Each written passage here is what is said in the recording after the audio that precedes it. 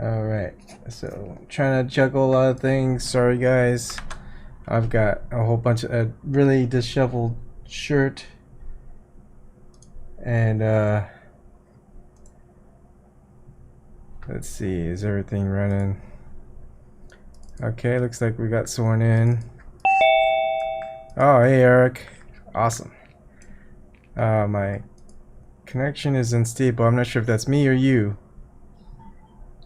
Huh? Connection is unstable. I'm not sure if that's you or me or you. Oh, that isn't me. My internet's fine. Alright. Might be me. How are you?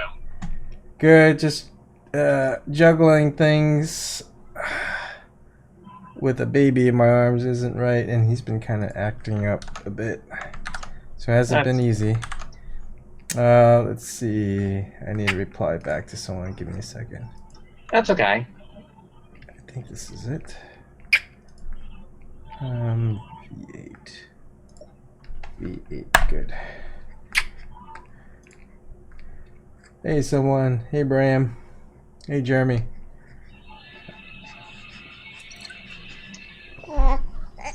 Okay. Yeah. This shirt is very, very dirty. Ain't that right? You know?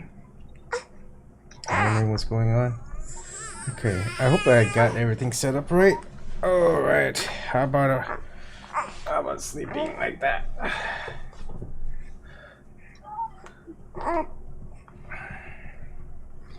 Okay. Oh shoot! I think I didn't get the meeting thing down right. Okay, give me a sec. Okay. No Well, I'm wonder no still. one's joining. I knew I missed something. Let's see. Address. Oh, okay. Oh, no. That didn't copy. Hey. It's okay.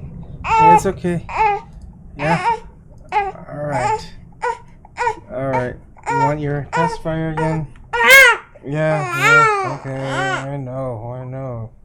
That took a while. Sorry, guys. Posting the link. Okay. That's okay. In a bit. Technical difficulties, if that's the word. Okay. Oh, you need that again? Hold on. Okay.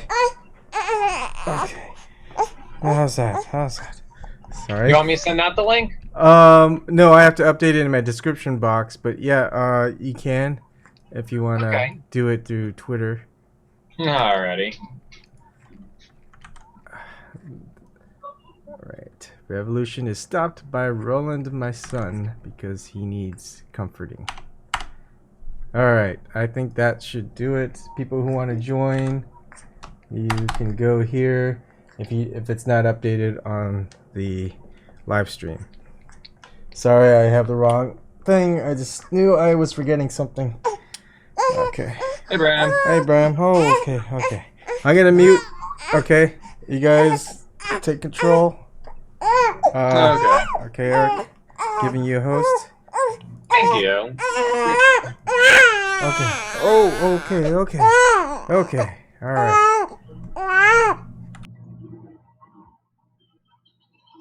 There we go. How you doing tonight, Eric? I'm doing fine. How about yourself? Hanging in there. First day of work was interesting. Oh, where are you working at? I'm in IT for Wells Fargo now. Ah. Hey, Broken Carpenter. How's it going? Okay, I got sound. That's good. Hey, Broken. Hi, guys. Hey, Brom, I was digging that discussion about the physical, metaphysical. Give me half a kick. I got to switch around and get in position. That's okay. All right, no, wait a second. Let me try this real quick because I never tried. Let me share a photo. Uh, How's it going? okay, I got see. sound. That's good. You're broken. Hi guys. Hey, Brom, I was digging that discussion about the physical metaphysical. Give me half a kick. That's my kids at the WTO when they was little munchkins. Oh, cool. Very nice. Let's see. Let's see if I got another one. Hello? Let's see. Hey, how's it going? Hey. Tired. That one's me and Nate and Lisa Mojica. Cool. Nice. We got a ride on the on one of them, what do they call penny cabs? Gotcha. Yeah. Let's see. How's that look? It's good.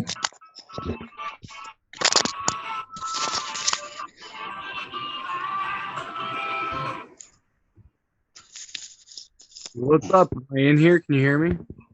Yeah, we can hear you. How's it going? Good. Cool. Yeah, I don't have my video on. I was laying in bed. I just saw that Eban added me on here. So, yeah, my name's Clint. Holly's why I'm here, I guess. I'm doing some work. I made a video earlier, a little live stream.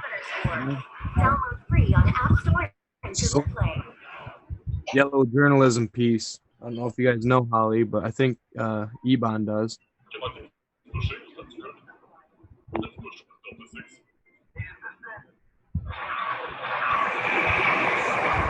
Who's got audio running? Sorry. Right, my bad. I knew it. To be heard. I mean, here's my problem with the whole Holly Seeliger thing. Yes, the Pizzagate turned out to be an utterly bogus story, but just because Pizzagate was an utterly bogus story doesn't necessarily mean that something like Seth Rich is a completely bogus story, because there is enough circumstantial evidence to suggest that there might have been at least some connection between Seth Rich's death and the DNC leak. Now, is it enough to prosecute on? Fuck no. There's not enough for that. Even if we did find the culprit, there wouldn't be enough at the present to pin anybody for anything. But that said, there's enough circumstantial evidence lying around that it's worth investigating. And somebody has to do the investigation. Either a journalist or a professional criminal investigator has to be in charge of that. And until that point where we can get a finalized conclusion on it, the questions are still going to remain. So the idea that to drag Holly Seeliger over the mud over the Seth Rich thing, to me, is an utterly ridiculous point, because there's nothing to go in either direction right now. Yeah, I would agree with that, and I would also kind of wonder why it hasn't been looked into more as of right now. And concerning Mr. Greg Kesich's piece from the Portland Press Herald today, it was filled with holes, did not have sources, did not have video links, had some quotes which are probably accurate, I'm going to assume, but didn't actually source anything. So it was very loosely written, poorly written, and I actually took some screenshots of some of the comments that he himself wrote, and he calls Holly dangerous in the comments.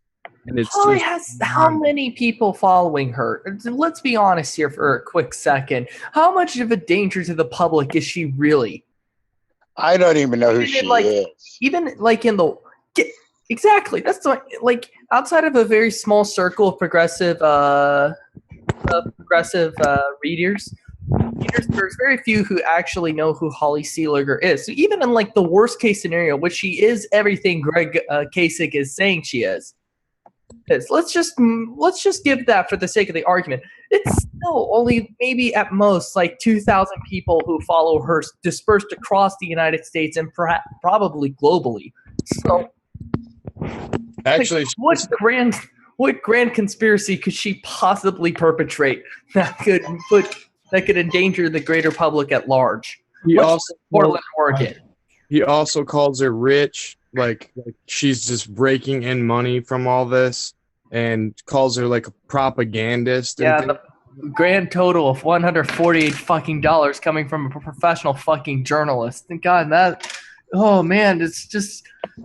Well, she's in Maine. But if she's in Maine, and or the article's from Maine, and because I got all mixed up on Portland. Oh, it's the other point. Yeah. Okay. And the point still stands. Yeah, I mean, I totally agree with you. I mean, they give that what's her name, Judith Minch or whatever her name is. They give that woman like tons of time to, have broad conspiracies on regular mainstream media. And yet we have stuff that is a little hinky sounding, I mean, all this may be unrelated. I will give, the total, give the doubt there that could be true, that none of this stuff is related. But, if this was somebody else, if this was Donald Trump and all this stuff was happening around him, I think that they would have, I think that the Pussy Hat Brigade would have a different opinion of what is conspiracy and what isn't. Yeah. I mean, that's my end. I think the Pussy Hats are just a win against fashion. Pussy hats. It's Pussy hats are it's funny, a fashion crime conspiracy and make them bad. I don't know. I know enough. People who are kind of in that. Oh, I cut my hair. In that camp and still probably agree with us more than they actually do. Than they actually do with the mainstream media's narrative. So sort of like hashtag not all pussy hat wearers. Yeah, I realize that. I'm just when I think of the Neurotandan-esque trolls that sort of temper tantrum. Yes, I mean her. Neurotandan needs to figure out what part of reality she's trying to live in. That's because on the one hand, she like if you talk to her privately, she could be super critical of Hillary Clinton, but when she's out in public, she thinks Hillary Clinton's the greatest thing since sliced bread. She needs to figure out what part of reality she's trying to live in. She lives in the Clinton safe space. Yeah, I was about to say one that pays her, the one that keeps on paying her money, year after year to do, to basically be a plant, at the Center for American Progress, which is that's an oxymoron. Just real quick, just let everybody know. Kelly says hi. She's flying. It looks like to Chicago tonight, but she'll be back tomorrow night. Yeah. Oh, right on. She's flying. Yeah. Oh, right on. That's great because all that driving with her neck was sort of. Yeah. That one was sort of. I feel for her. I know what the neck thing's like, and it is. If you can get on a highway and it's a straight highway, it feels good to be behind. I don't drive ever, anymore, and like I get behind. If I get behind the wheel, if I'm on a highway, it feels really good. It feels like freedom, But if I got to drive around town, you got to turn your neck 1,000 times to do everything, and it starts to hurt. So I was definitely feeling for her. Oh man. So yeah, the TLDR is Holly Seeliger is even in the worst case scenario is not nearly as bad as Greg Kasich makes it out to be. I say Kasich because it's spelled the same way as that one guy from Ohio that everyone seems to like to forget about. Yeah. I'm not sure if it is spelled the same way, actually. I think Kasich is Kaisch, but this guy was a Kasich. I don't know. You can call him Kasich, though. I think that's fine. I'm not sure if I pronounced it. Okay, it's the tale of two Kasichs. Yeah. One became a politician. The other became a rag journalist in some backwater city. I'm sorry, Holly. I don't mean to insult your city. I'm sure there are plenty of lovely people there. Well, I think this is all going to be positive for her in the end. I think she was a little riled up by it this morning, and I'm actually surprised she hadn't responded to it, which I guess speaks a lot to her character. I'm gonna try to do a independent panel with her, and hopefully with 2 others. I'm hoping it's like hard bastard and maybe Jamarl again to go over Holly's situation. If you guys haven't watched, there was an independent panel with Anomaly, Niko House, and Jamal Thomas that happened. Was it yesterday? Yes, I saw some clips from that. It was the Bill Maher part was great. I think the Bill Maher discussion actually ended up being really productive, at least in terms of fleshing out the conversation. Personally, I kind of disagree with Jamal, which is a kind of a rarity for me. In which part? All right. I guess the greater thing that I noticed, maybe it's not like a disagreement. Maybe it's just a difference of opinion and how to approach it. I disagreed with his conception of how progressives should define racism, and the context of whether or not Bill Maher fits the definition of a racist. In my opinion, the issue with calling Bill Maher a racist, the reason I personally think of him as a racist isn't because he said the word nigger on television. Oh, come on, don't say that word. Okay, it's not the fact that he said the N-word on television. Thank you for that. Yeah.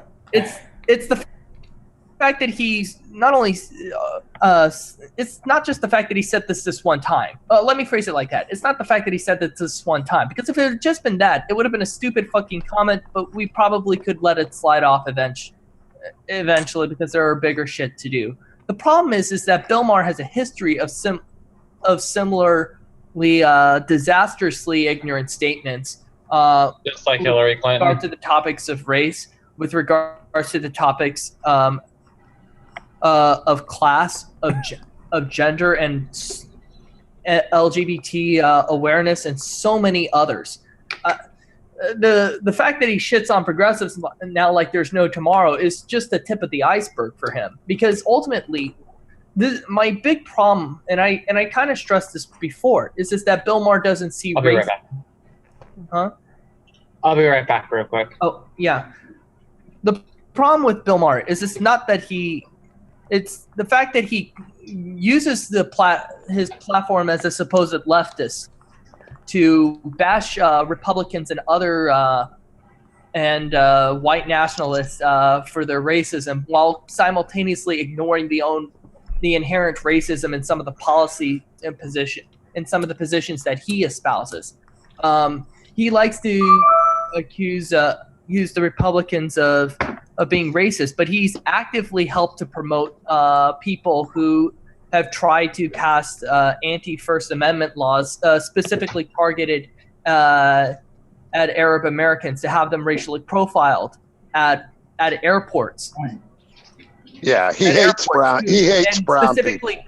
And specifically stated that they are the ones causing the majority of violence in the world, which is utterly ridiculous and is utterly blind to the fact that of what American imperialism does on a daily basis, much less what a couple of hundred Arabs out in the Middle East are doing every single once on a Tuesday. Well, maybe the term racist isn't exactly accurate because it doesn't encompass enough of what Bill Maher, enough people that Bill Maher has offended. Maybe the term we can use is more like bigot. Oh, I think racist is a good one. I think I think that racist is a good description. It's just that people are trying to look at it in that one confined comment, rather than looking at it like we're looking at it, where we're looking at his whole history of basically crapping on every Arab or Middle East country that isn't Israel. And Because Israel is the Jesus of states. He really is. I've never seen him sort of go. It's always his argument is, but they were shooting rockets at us. He will always use that argument. What would we do? Well, we probably would go in there and find who's doing it instead of blowing up innocent people. Well, we wouldn't, but that doesn't make it morally right. You know what I mean? I mean, making moral decisions on what the United States will do in a situation is not necessarily a moral decision. But getting back to Mayer, the thing about Mayer is he's offended so many groups that calling him a bigot or calling him a racist, either one, I think I'm very comfortable saying that. And I think that the big thing is that white people got to understand. Here's what I think about white people, and I'm white, so this is white people talking about white people. Oh, thank God. I thought I'd have to come from an Asian's perspective. That would have been awkward. Well, it's like there are words that you just never use. A white person should never use them. I don't care if black people use them or Asian people use them or Hispanic people use them. It's they can use those words, and I'm not going to touch them because they're loaded words that we made, that we made horrible, and we need to realize that, never use them, and then we're totally safe, and then not totally safe, but we're safe from being atrocious about it. You know what I mean? I mean, these people that, it's basically like there's all these people that are just fine with being sort of covert racist. But, there's also this group of people that are perfectly comfortable using words to hurt people. And any like giving Bill Maher a pass is saying that there is exceptions to the rule. And that isn't the way it should work. And that's my thinking about white people and those words. Do you think there are levels of racism that we need to start using? I mean, what boundaries does it take to make it into your racist territory? Is it just saying racist terms, but say? Oh, wow. It's not just that. Here's the thing: I look at it. If people make one-off comments about races, about race, that are somewhat insensitive, that's a learning opportunity. Because I do think it's not that necessarily we are all intentionally bigoted. It's more that we've been raised to accept certain preconceptions about race that we need to re-educate ourselves out of. So if somebody goes, so in a sense, yes, we are all racist, but it's not really useful to attack people from that perspective. Well, see, the thing is, if we're all racist, then why even use the term racist? I'm trying to build a point. I'm trying to get to a point. Yeah. My greater point is that if it's like one-off comment, it's not useful to do it. That's a point where you can say, hey, instead of saying that, try saying something like this. You'll offend less people, and you'll probably think of yourself a little bit better for. Might be able to think of yourself a little bit better for it. The problem with Maher is less that he said it as a one time. It's just the fact that he has said this kind of things and then demanded the right to be able to be able to say it whenever he wants, regardless of the consequences that it might have for others or to the people for whom are most greatly affected by it, by his kind of language or by his own philosophy and perspective. Which is why Bill Maher thinks it's totally acceptable to strip down Cornel West on the issue of Black Lives Matter for not voting for Hillary Clinton, while simultaneously thinking that he is completely within the right to use the word house nigger as part of his comedy routine. Refrain from saying the N-word, please. Sorry, I'm trying to. I'm use okay this with open speech, possible. but I'm trying to. Yeah, but that's my problem.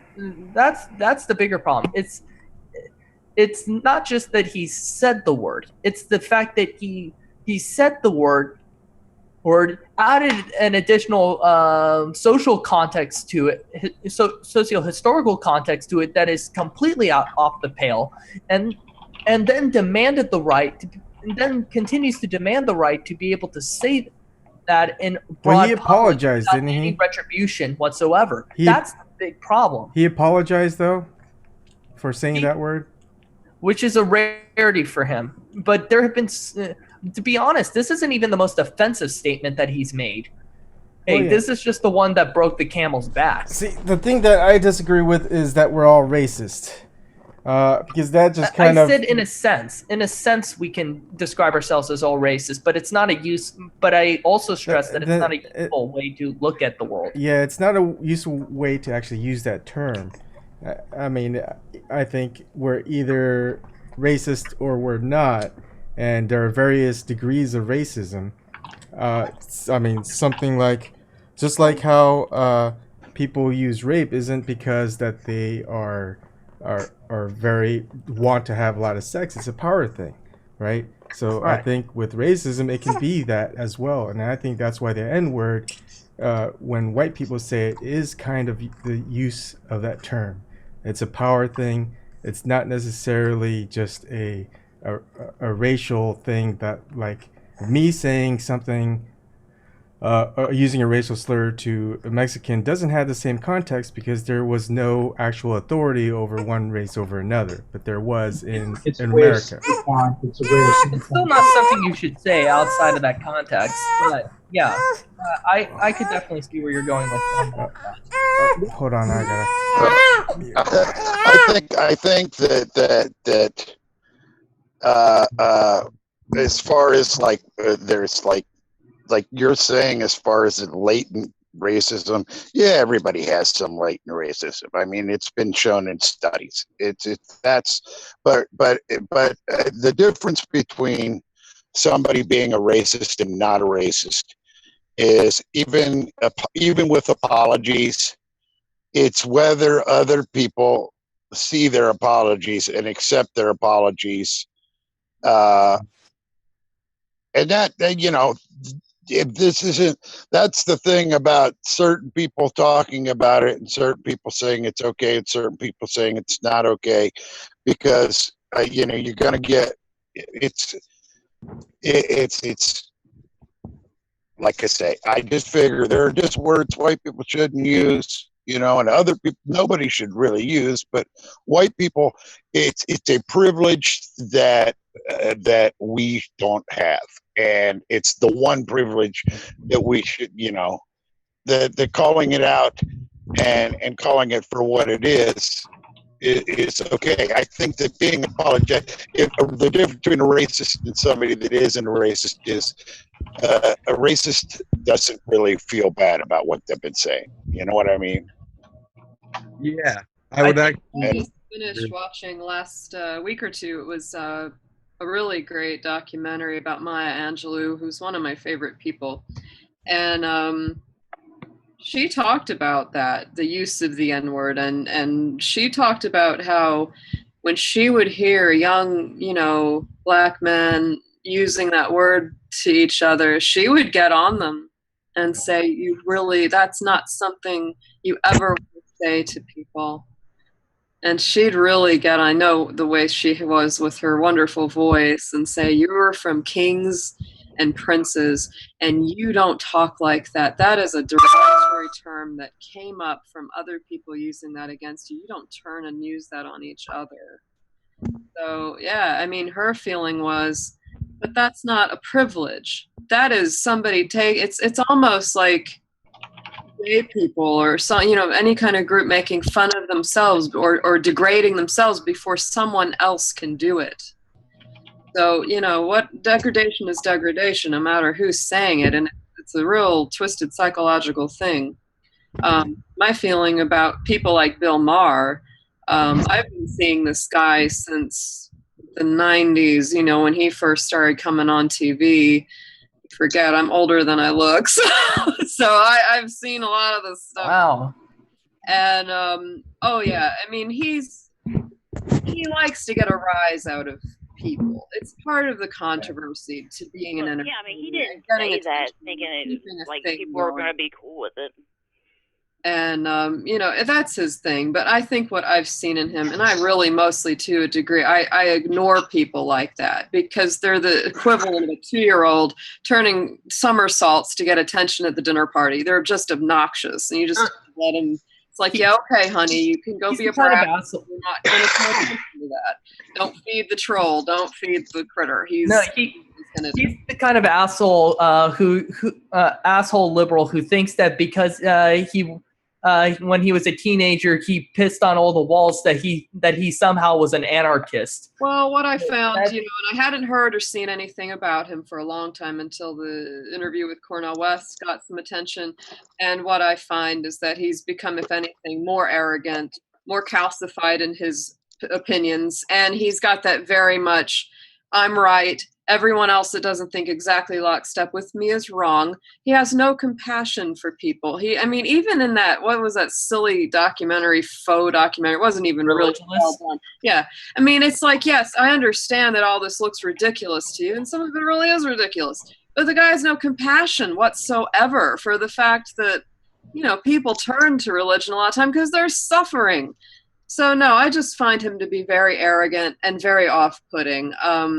And no, I think he's trying to be cool by calling himself a house slave or whatever he's calling himself. It's like, are you joking me? You're a privileged, arrogant white man who has more money and too much persuasion in the public discourse. So don't even go. And the thing about it is, not worth spending any real discussion on because he's a jerk. He's a nebbish. Just whatever. And the thing about it is, it's not even like it's not. This isn't legislating language. It's just saying there are words in our culture that we're not going to use. You know what I mean? That's what I'm saying. Get a rise out of it. He knows that. He's not that stupid. He's just a jerk. Well, yeah. But here's the other aspect of this is that when people call him out on it, he then turns around and go, you assholes, why won't you just let me have my free speech? Here's a hint. Don't call him out. Just ignore him, and that's the best to me. No, it's someone like that is the best thing you can do. I get amused by how triggered he gets whenever people call him out. Triggered! Depriving them of attention is to deprive people like that of oxygen. That's I don't even want to talk about him anymore because better things to discuss, and he's a jerk. He's a trigger jerk. Surprisingly, I'm of the opinion that for people like him, this is a person who you can benefit a lot from and just letting him hang himself with his own noose. Yeah. Well, It's, basically. That's how I deal with my own kind saying stupid shit. Just let them hang themselves with their own noose. You don't have to let them suffer with their own stupidity. And facts and get out of there. And watch as the crowd gathers around him and beats him to death with a rock. Will it bring back stoning? Oh my god. I know, like with my kids, like sometimes they'll do stuff just for attention, like, but if I start like giving them that attention because they do that stuff, that just guarantees that they're going to do it more. So I mean, this is like, I don't know. I feel like we're just kind of giving him exactly what he wants. But like, as far as like even using that word, I mean, like, I don't know. I hate to like be like word police, but at the same time, it's like it goes back to the whole problem with our whole language and the way that we communicate anymore. We don't give words the power that they have. Like, you know, we say, "Oh, that's awesome," you know, over silly stuff, and it's like, "Wow, did that really strike all in you?" No, it didn't. But you know, we throw words around, so you know, I don't know. We don't really think about it. I would say this though: if this episode had taught us anything, it's that the depths of the hypocrisy of the resistance reaches levels that reach near totalitarian levels of sheer obliviousness to irony, and the fact that they criticize Trump supporters for how racist they are. Yet when one of their persons literally uses the N word with the context of slavery attached to it in front of the general public, all of a sudden they go, wait, don't fire him. He's one of the good guys. He's not racist. Are you nuts? It's totally not what's going on. To me, it's just, well, leave it to the Hillary goons to figure out how to justify racism while simultaneously claiming to be the ultimate social justice warrior. I'm a gal that grew up in the Deep South, you know, and my dad is also from there. And I would say that my dad has a lot of racist tendencies. And my mother does not whatsoever. So growing up as a kid, there was always this, like if we had a friend that wasn't white, he would always act a little funny. But we just ignored it. And even now, I think he's grown a lot because of having a kid like me to always call him out when he'll say something that I find to be offensive. He's changed a great deal. Yeah. Not nearly as strong as it was. But do you get there with someone by beating them up and jumping all over their face whenever no, because you got to think about that. Where does racism come from? It's a learned behavior pattern. You know, my dad's family, very, very poor in the South. So there's this whole attitude of, you know, I was so broke and, oh, the black people are coming and taking my stuff. And I said, well, Dad, here's the thing. If you ever watch the old movie In the Heat of the Night, and I think that Sidney Poitier says it so perfectly when he's talking to a guy and he said, you know, there's white time in prison and there's colored time in prison. He said, there's no time like colored time. And the thing is about being a poor white boy in the South and a poor black boy in the South is that you've still got the weapons of privilege on your side. You've still got racial privilege, sexual privilege by being a man, economic privilege. So these are, you know, Ammon Hennessy said, if you really want to go out into the world and be equal to other people, you've got to put away the weapons of privilege and go into the world completely unarmed. That's really what it's about. Getting to the roots of racism is really pretty basic when you think about it. People learn this because they believe that they're being taken advantage of by another group. But as we know, this is one of the oldest tricks in the book to keep people fighting against each other and not ganging up on the bosses and the CEOs that are really keeping everyone poor. It's the oldest thing in life. And so they love it when they can keep that going and they don't have to perpetrate it too much. So, you know, I got a real different thing. See, my mom is from Maryland, from Baltimore, related to Thomas Jefferson. So we really grew up with an interesting background. We'd go up to Baltimore and go visit Fort McHenry and see where the Star-Spangled Banner was written and things like that. And we would talk about all the freedoms in our country that we were losing every single day. So, you know, between my mom and my dad, I got some real unusual stuff, you know? And so it's like I've grown up in the Deep South and I've seen super racism. I've seen on both sides. I hate to say it, you know, there is a reverse racism Where black people feel like, well, the white people have trod all over us, so we've got to punch them back. So they'll treat you poorly, just as much as a white person will treat a black person poorly. The only thing that I would guard against, when it comes to the Black Lives Matter movement, is that it's a good thing that people are standing up and speaking out against violence and against, obviously racist profiling. But at the same time, you don't want it to calcify into a reverse racism situation. Right. You don't want it to turn into a polarization where you won't be willing to take help from another race. The Black Panthers were smart with that. At least, Fred Hampton was extremely smart with that. And one of the most dangerous things he did that I believe was partly what got him assassinated was that he started reaching outside to poor white communities, poor Latino communities, and saying, look, we're all in the same boat. So let's come together and steer this darn thing out of the lurch. Yeah. And that was what they said. No more of that, Hoover. So I got to get rid of that. I mean, bringing it together, same as what Bernie did, right? Martin Luther King was many people forget that Martin Luther King was actually a socialist. Yeah, he was very much about class warfare. Actually, more than about race. He was about the fact that people were economically downtrodden and profiled. Can I ask a question? What is reverse racism? Reverse, when it goes in reverse, when the people that are usually the victims of the racism become the perpetrators themselves. Usually? Yeah, that's what I've found. Living in the South, you see it go back and forth. That's sort of bigotry, but racism implies a power structure. That's what I always thought. Because Carpenter, I agreed with you earlier when you said if you felt bad about it when you say it.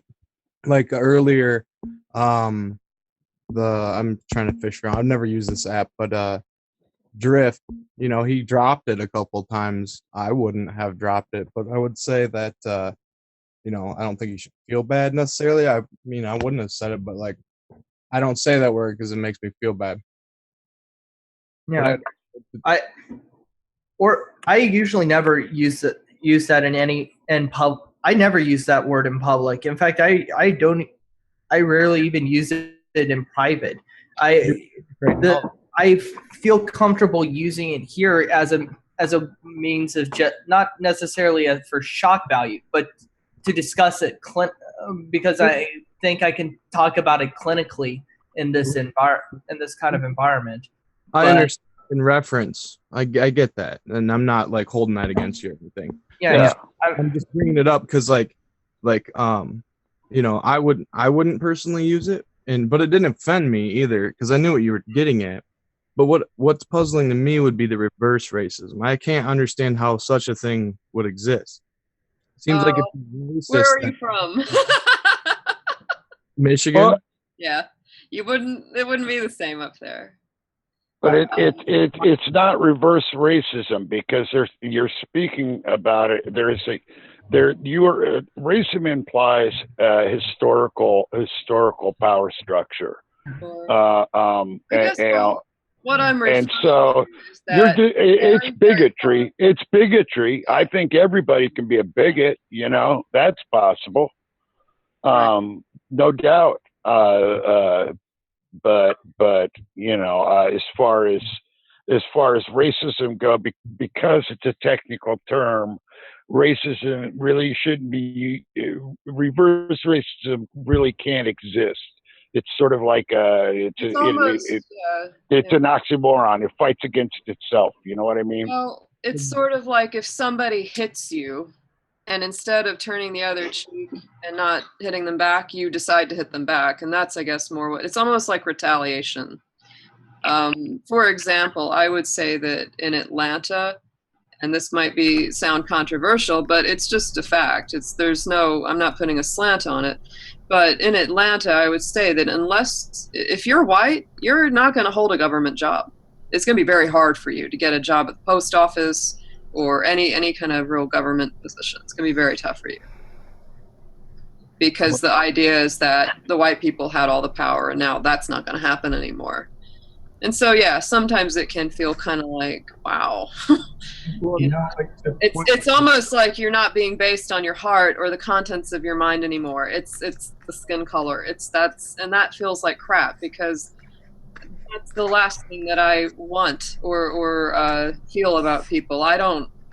I wish, I wish that we did live in a world almost sometimes where people were just blind, so they wouldn't even know, and they would just treat each other with respect and dignity, no Bram, you're matter gonna who say they something. were, or what color they were, or what sex they were. It wouldn't freaking matter what age they were. Talk about an ism, this ageism. Good grief! You don't want to be old in this country. It just seems like if you, Yeah, I don't think that It's one of the frustrating things people do to each other is treating each other poorly over race or sex or age, but it's unfortunate that it's one of those things that people do it to is each other. unfortunate. I think we're getting better at it, quite frankly. I think we're kind of Yeah, a positive definitely more awareness. and yeah, I was just confused by the reverse racism thing, because to me it's like, no matter what the color of your skin is, if you are going to judge somebody else by the color of their skin, or not feel bad about disparaging them because of the color of their skin, then that would just be racism, no matter which direction it's going. Sure, yeah. Yeah, I think it's just like a tech, like, I don't think, like, I don't, because a lot of people say, like, when you say, like, well, reverse racism isn't a thing, like, when I first heard that, I was like, well, yeah, of course it's a thing, because, I've seen, people do it, back, but, like, I think, like, we're being technical, like, with our words, like, well, label it as we should, but, like, I don't want to, like, diminish, like, yeah, I mean, there's some people out there that do some pretty shitty things, and it's like bigoted and stuff, and like it's bad, but like they don't have a whole, like that, like what you're saying, that history, and they don't have like, it can happen in isolated pockets, but there's not like a group of people that with power that's doing it. Okay. I don't know. A lot of people hear reverse racism and they think, "Oh, well, you're just denying that it ever happens." And it's like, no, it happens. No. It's crappy, but And that's why I said bigotry, because I think there's a difference. And I also think that there's a casual class race thing that's thrown out a lot with people using the term white trash or trailer trash. Yeah.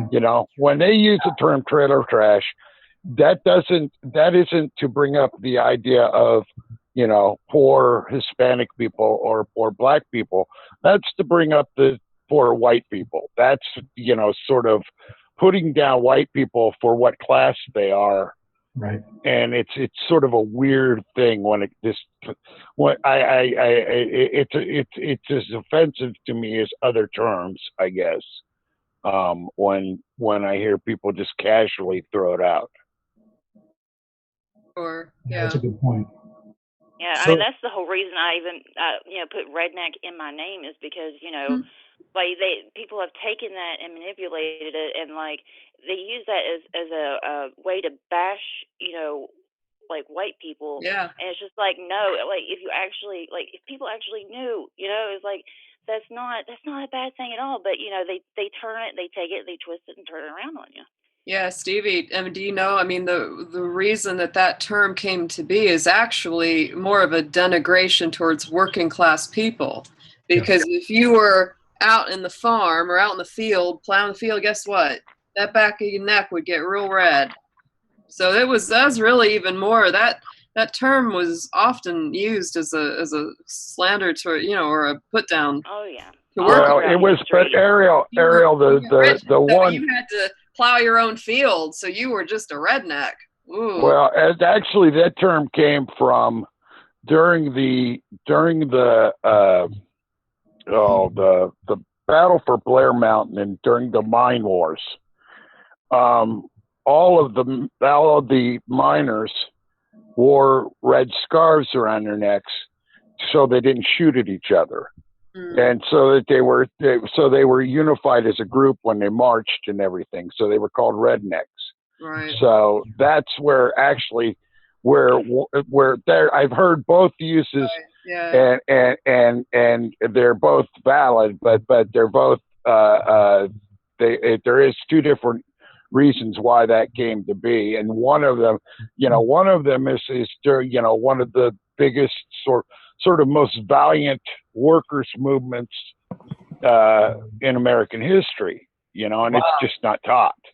Wow. That's incredible. Like I never even heard of that story. That's kind of ironic though that one of the most disparaging terms although I do find it kind of apt that one of the most disparaged terms in American lingo was essentially a derogatory slang that was designed to discredit labor movements nearly a century ago. Wow. And it was class warfare. Yeah, it's like a smear tactic that they use. They saw, African Americans, immigrants, and white people working together to stick up for each other, to be treated fairly, and they said, "Oh, we can't have any of that." And so they took that word that you could take pride in and twist the meaning and to mean somebody that's stupid or somebody that's racist, and it's the exact opposite. They do it with everybody. I mean, Mexicans are lazy. Well, they're doing work that nobody else wants to do. No, they're not. Willing to do. It's the same thing. Well, and it's and to the labor movement, that moment was sort of like if you looked at if you said like the guys planting the flag at Iwo Jima. If you just suddenly called everybody flag stickers, and that was sort of a sort of derogatory term, I mean, it would be sort of the same thing to the labor movement. Is basically, what I think Stevie's right. I mean, that's why to this day, if they ever bring up West Virginia at all on TV, it's always in the context of, see all these dumb, ignorant people, see how stupid they are, see how racist they are. Yeah. Like, they never, ever, hardly ever do they ever cover things like the way that it's actually happening here. Yeah, I would agree. Check this out. So I was on a stream with a British guy, and he was talking. The Guinness came up, and somebody who had like a Guinness draft, I guess they call it. I've always drought because of the way it's spelled, right? So we were just chatting around or whatever, and the term hillbilly got thrown out because I'm kind of I'm from Michigan, but I got a lot of down south family and stuff like that. And I was like, it's called drought, cracking up about it, and he called me a hillbilly or something, and it's all good fun, and we laugh about it. I mean. But hillbilly is an interesting term. It's very similar to redneck. I think it's one of those. And hillbilly is a little bit more legitimate because it's referring to people that they live up in the mountains. They don't get out much. They don't interact with people, and they don't have resources. To know anything. So it's just like they're very sheltered and ignorant. So hillbilly is kind of like I'm a social hillbilly. Like I might read and stuff, but with socially, I'm a bit weird. So I'm a little bit of a hillbilly in that sense. But yeah. Don't they have to sneak them books across the border into West Virginia for you to read? Oh yeah. What's funny about that is we all laugh and have a joke about it because it's not really meant as a hurtful thing. Right. Yeah. A lot of it is intention, that's for sure. And I think that, there is beauty in diversity, and that's the thing. It's like you want to enjoy what makes you different. And I mean, that's what's so cool about everyone having their own cultural stuff and their own background, the things. And sure, you can laugh at your challenges or just see it as less serious, but to me it's like I don't know, I find beauty in all cultures and all languages and customs, and I just that's really what I want to get down to, is just be Bill and Ted, be excellent to each other. And you're this and what you're saying is sort of my thinking too. We do really great things when we all sort of get together and everybody melds together. Yeah. And Fried the chicken thing about and it's not like being politically correct as much as it's just being fucking civil. That's the general idea of it. Yeah. If you're in a group of people, just be civil, Yeah. you know, and that's the general, you know, Just my. be kind, Well, I would agree with that too. compassionate. Culture and civility. When- Good. And to me, it's something that you want it to go beyond. People say tolerance. Well, tolerance isn't enough to me. That just means you're tolerating someone, even if you don't really like them. It's more about having empathy and feeling for where someone is. And I mean, that goes way beyond race. That just goes into good human relationships and communication, is to have empathy and compassion for each other and to just have some kindness. What was it? I can't remember if it was Plato or one of the old great philosophers, he said, be kind to everyone you meet because everyone's fighting their own hard struggle. You don't know what they're going through. So, yeah, just be kind. Yeah. I was very lucky when I was in high school. I was in this program called Upward Bound, and it was really interesting because it was for first generation students that wanted to go to college and nobody in their family had. And so there was a lot of black people in it. I would say like 90% black people. And I got to see what it was like being the minority there because we stayed on campus and all that. So it was really interesting and to see like some of the kids there, like the white kids, would get so pissed off. Everything was, oh, well, they're just being racist because there was even black people that was in charge of the program. I mean, so they're like, oh, they just don't like me because I'm white. And but most of the time, it wasn't like we were racist, but we just stuck with the people that we knew, right? Like the people from our schools and stuff. Sure. And we didn't even realize what we were doing. Until one day we were taking a bus somewhere, and we just split up with our usual groups, and we had a black bus and we had a white bus. Wow. And we were just like, oh my God. Yeah. And I started noticing even in our classrooms, you had a black side and a white side. But it wasn't that we didn't like each other. It was just that we didn't know each other. Right. Yeah. Yeah. That's right. I mean, when my mom was growing up, she was part American Indian. So she got the very straight, very dark hair, darker complexion, dark eyes. And she said kids would harass her and tease her and call her names and all kinds of stuff because of that.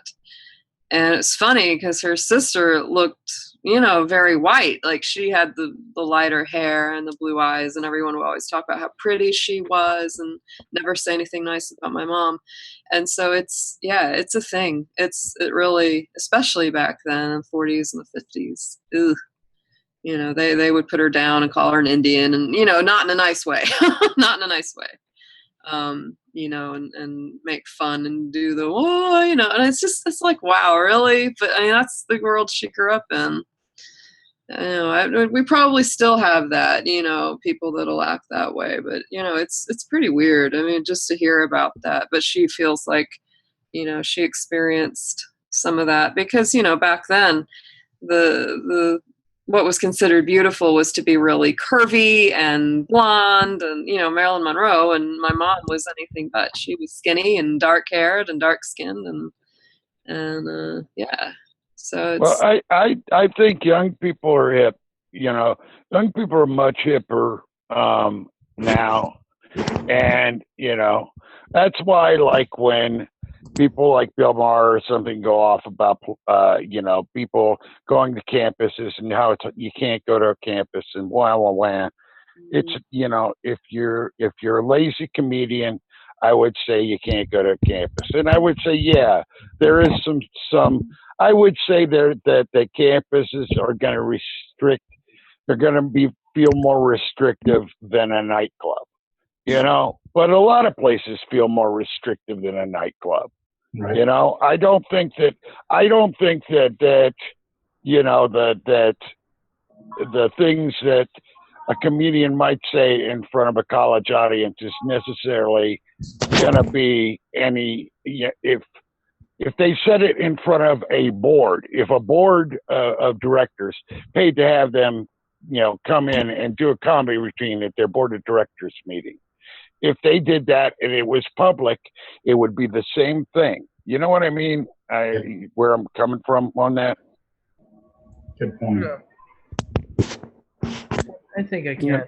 It's. I mean, it's like you got to know what your audience is, and so comedians that want to be able to push an edge in ways, they're going to run into walls at campuses because people are just learning about things, you know, and different people they never knew about.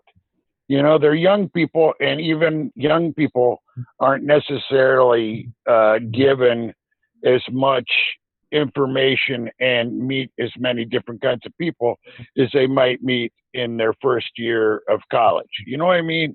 Or, And that makes them like ultra sensitive.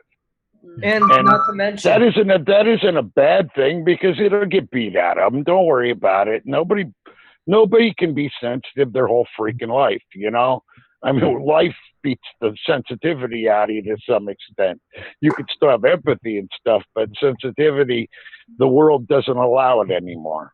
You know, it's a sad thing, but it's true. Coming from someone that often got called too sensitive and easily cried, I can definitely agree with that. Well, I got to say goodnight, everybody. I got to go. All right. You have yourself a good night, Bram. Good night, Bram. Take care. Have a good night. Good night. Yeah, I think I'm gonna have to bail out too, guys. But it was really cool chatting with you for a minute. I really appreciate you having me. No. Thank you for coming on. You have yourself a wonderful night as well. Yeah. All right. And I'll be watching Yvonne for sure. Yes. Thanks, review. Do that. Good night. Yvonne needs more subscribers. If I can figure out how to exit. The bottom right there will be a leave meeting button. Okay. Cool. Okay, there it is. Okay. Thanks, guys. Good night. Bye. Take care. So what do you think, Eric? I mean, you're a young person. I mean, what do you think about it? Yeah, everyone knows what I think. So why Well, I mean, no, you're younger than we are, and as far as your peers, yeah, what do you think of your peers? I mean, I don't really hang out with much people at all. Like only a small group, like just only a very, very tiny group. And plus, you know, everyone's nice, everyone's kind to me. But I do like meeting new people, though. I mean, I do get like a little nervous due to my, you know, my own anxiety. So, like, but I am more open arms and more accepting. Yeah.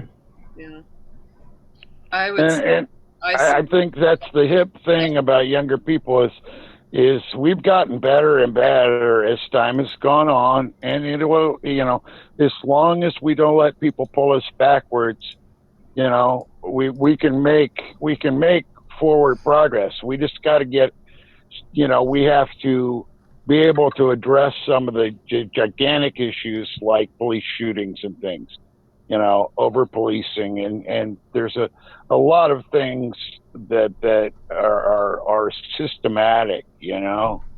But as far as people goes, I think we're doing better and better on people. I just think our government hasn't caught up with it. Yeah, No, and that's what's so disturbing about all these, like, you know, free speech, your anti-free speech on campuses, shutting down. I mean, because that's where young people go and where you can debate ideas and hear, you know, different opinions, and they're trying to get that to where, you know, you can't even do that anymore. They're trying to get the young people from, you know, even hearing these ideas.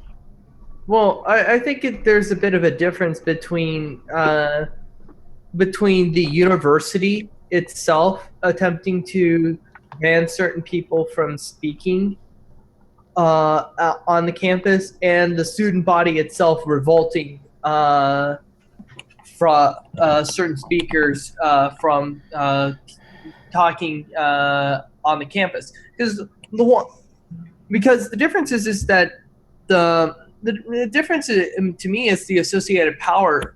I mean, ultimately, it's the administration who gets to decide who can come to the campus and who can't. It's not real. The students only have two options ahead of them: either attended, not attended, or protest it if they think the person speaking is especially harmful. Those are their only three options, but ultimately, it's up to the administration to decide whether or not a certain speaker is fit to speak at their particular venue, and especially if that's the case of the university. And that's only further complicated by whether or not you have state funding or not. Because if you do, then you're kind of required to let those people on. Well, yeah, then it's censorship. The state can't censor speech, but the community doesn't have to accept uncensored speech. Right. And that's that's free speech. All right. Well, the way I look at it is this: yes, you have the right to speak. No, you don't have the right to you don't necessarily have the right to an audience. Or to phrase it better, the audience is not required to listen to you. That's my perspective. I mean, to be honest, and I'm sorry if this might ruffle some feathers in this audience. I certainly understand if you have a different opinion, but to me, there are certain ideas and ideologies that aren't worth giving the time necessary to debate. I don't debate with creationists about whether or not evolution should be taught side alongside intelligent design in schools for a reason. There's a reason I don't think white supremacy is a valid topic for debate. There's a reason why I do not accept like the homophobia or the benefits of gay conversion therapy as a meaningful topic for discussion. Right on. I'm with you, brother. You know me. I'm right there with you. I don't think so. I think debates should happen, and the reason why is when you speak false or bad logical sense, it's can be brought out to the open. Except when your only fallback is, it says in the Bible, or because God says it so. Yeah. That's not going to help anyone in the debate, and people will see that. So I think that's why everything should be debated and discussed. Debating it's like. Idea. Oh, sorry. Go ahead. I just think that, like, if you show, I think it just makes you look scared of somebody else's idea. And if you're scared of somebody's idea, it's like, why are you scared? I mean, if you're right, just, go ahead and make your point, and then we can get down to the bottom of this, But, like, it comes off really, like I can't handle, trigger, like, I can't handle other different ideas. I don't debate with creationists because I don't debate with creationists about evolution because, one, I don't think that they have the capacity to understand why evolution as a theory is the intended model that we utilize, not just as a basis for our own education, but also for the precipitational apparatus for our research. Second, aside from the fact that biology isn't my field of speciality, but on top of that, I mean, with the whole racism thing, yes, I don't think I should have to debate whether or not my existence is as valuable as any other person's existence, whether they be white, black, Arab, or whatnot. That's not a valuable. There's no value in that discourse being had other than as a as a 3-minute laugh track for some YouTube ponage video in the pre-elevator gate skeptic community. Yeah, I get what you're saying. Like, I guess like one-on-one, like there's no point in debating somebody that doesn't want to hear it. But like on a college campus, like there's going to be, there's going to be a whole audience there. Sure. So that's not like, those are people that may be open to it. So, that's why I say like on college campus. But these individuals, like some of them, you just can't reason with them. Well, but the thing is, too, you got to understand, it's much easier to get one of these pseudo-white nationalists on a campus than it is to get a Palestinian rights or a BDS activist on campus to speak. And that's, if you want to talk about where there is sort of censorship of language and censorship of thought, that's where it is. I mean, everybody is well versed in what many people are going to come and say. I don't see what having somebody that I know, let's say, Ann Coulter. No, not even Ann Coulter. Let's not even go towards somebody. Let's go towards somebody that is more of a political figure. I can see why a campus has every reason in the world. Well, Rumsfeld. If Rumsfeld came to campus, I mean, the guy is a war criminal. Okay? I don't think that war criminals necessarily get their time, they get to have time and get to have time without a protest. That's what I'm saying. I think that you have to allow people to speak, but it isn't you even deny. It's not denying them an audience. It's smartening up the people going in enough to make them second think what they're going to see. You know what I mean? I guess. Well, when I was a teenager, and I really kind of broke away from the church because I grew up with it, and that probably was one of the biggest contentions I had with my parents growing up, was I just felt like I got religion kind of crammed on me a lot of my life. And so when I got to be a teenager, I was really just fed up with the whole thing. And as a result, I definitely went through some years where, I was pretty angry about the church and about feeling like I hadn't been given a choice as to what to study or experience, etc.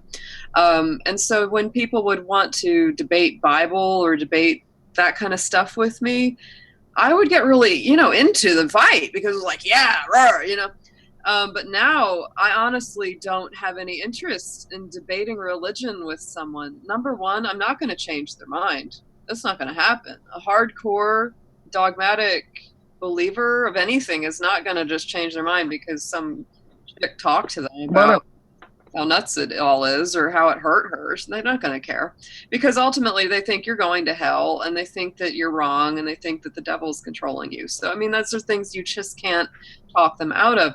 And again, it's like, it's not that you can't have debates with people, but I guess I've learned over time that you have to pick your battles. You have to pick what you put your energy into. And there's that old saying, you can fight with that pig. Both of you are going to get dirty, but the pig won't mind. And that's how I feel about rolling around in the dirt, struggling with somebody about religion. It's a waste of my energy. And we don't know how many days we have in our lives. And I'm not going to spend all my time fighting with somebody about their belief system. No. I've seen it inside out, and I know where it goes. I've done it. I've been there, done that. That's okay, Yeah. Here's the funny thing. Stevie, wait, Stevie was gonna say something. Yeah, Stevie, go. Oh, well, I mean, it's just like, I don't even know how you even debate religion because it's just like one person is bringing science and the other person is bringing, just, I don't know. I mean, what is that? Faith or belief. Yeah. Yeah, just, ideas that they, heard. You know. Yeah. I have to say, so like you had something more to say? I was Go just ahead. gonna. Yeah, let's- I guess to close this out, I wanted to say this. I'm not against like the idea of debating people that I disagree with. I actually have a conservative friend of mine. I met a year ago at a pro-life rally. And every so often we get together for coffee to debate religion, politics, and various different topics of interest of the day.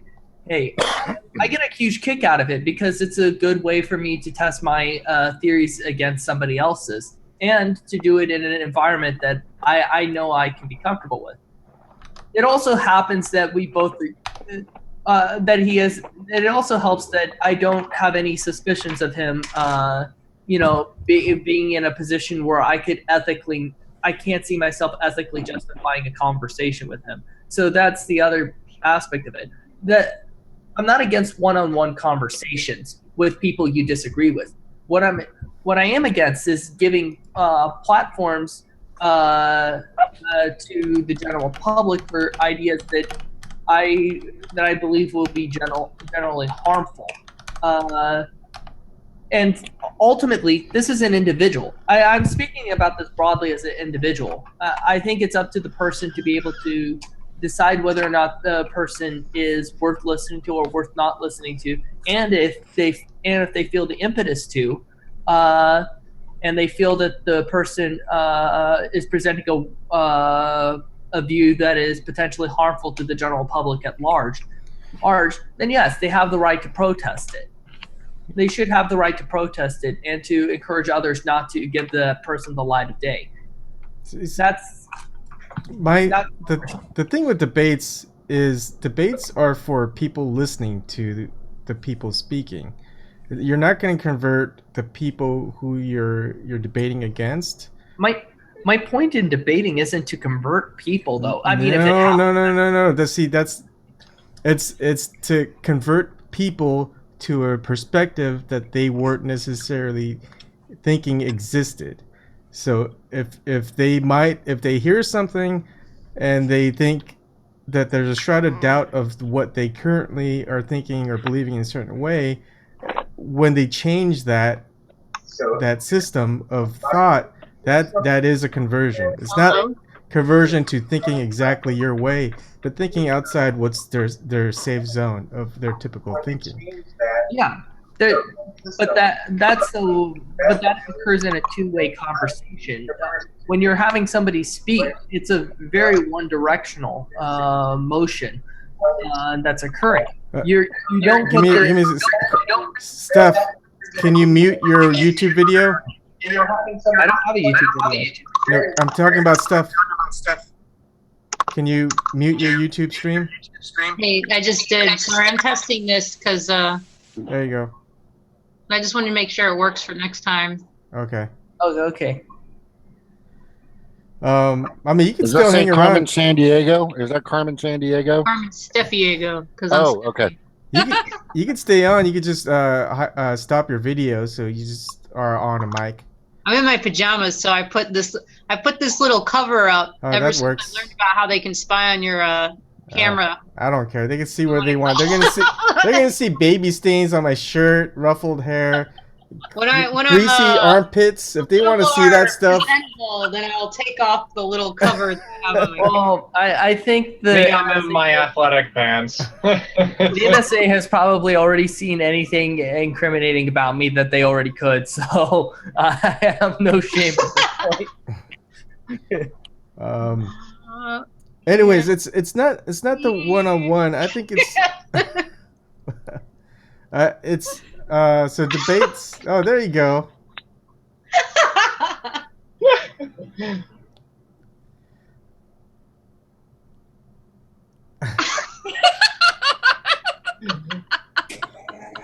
Stop teasing us. Teasing us. Yes, lady. It works. Okay, so I'm gonna see you guys. Are you doing this again tomorrow? We're gonna try to do this every night as long as there's someone able to just kind of keep the moderation going and kick out anyone in case they're doing or showing something inappropriate that'll give this channel a hit or something. What you mean we can't do a strip? All right, so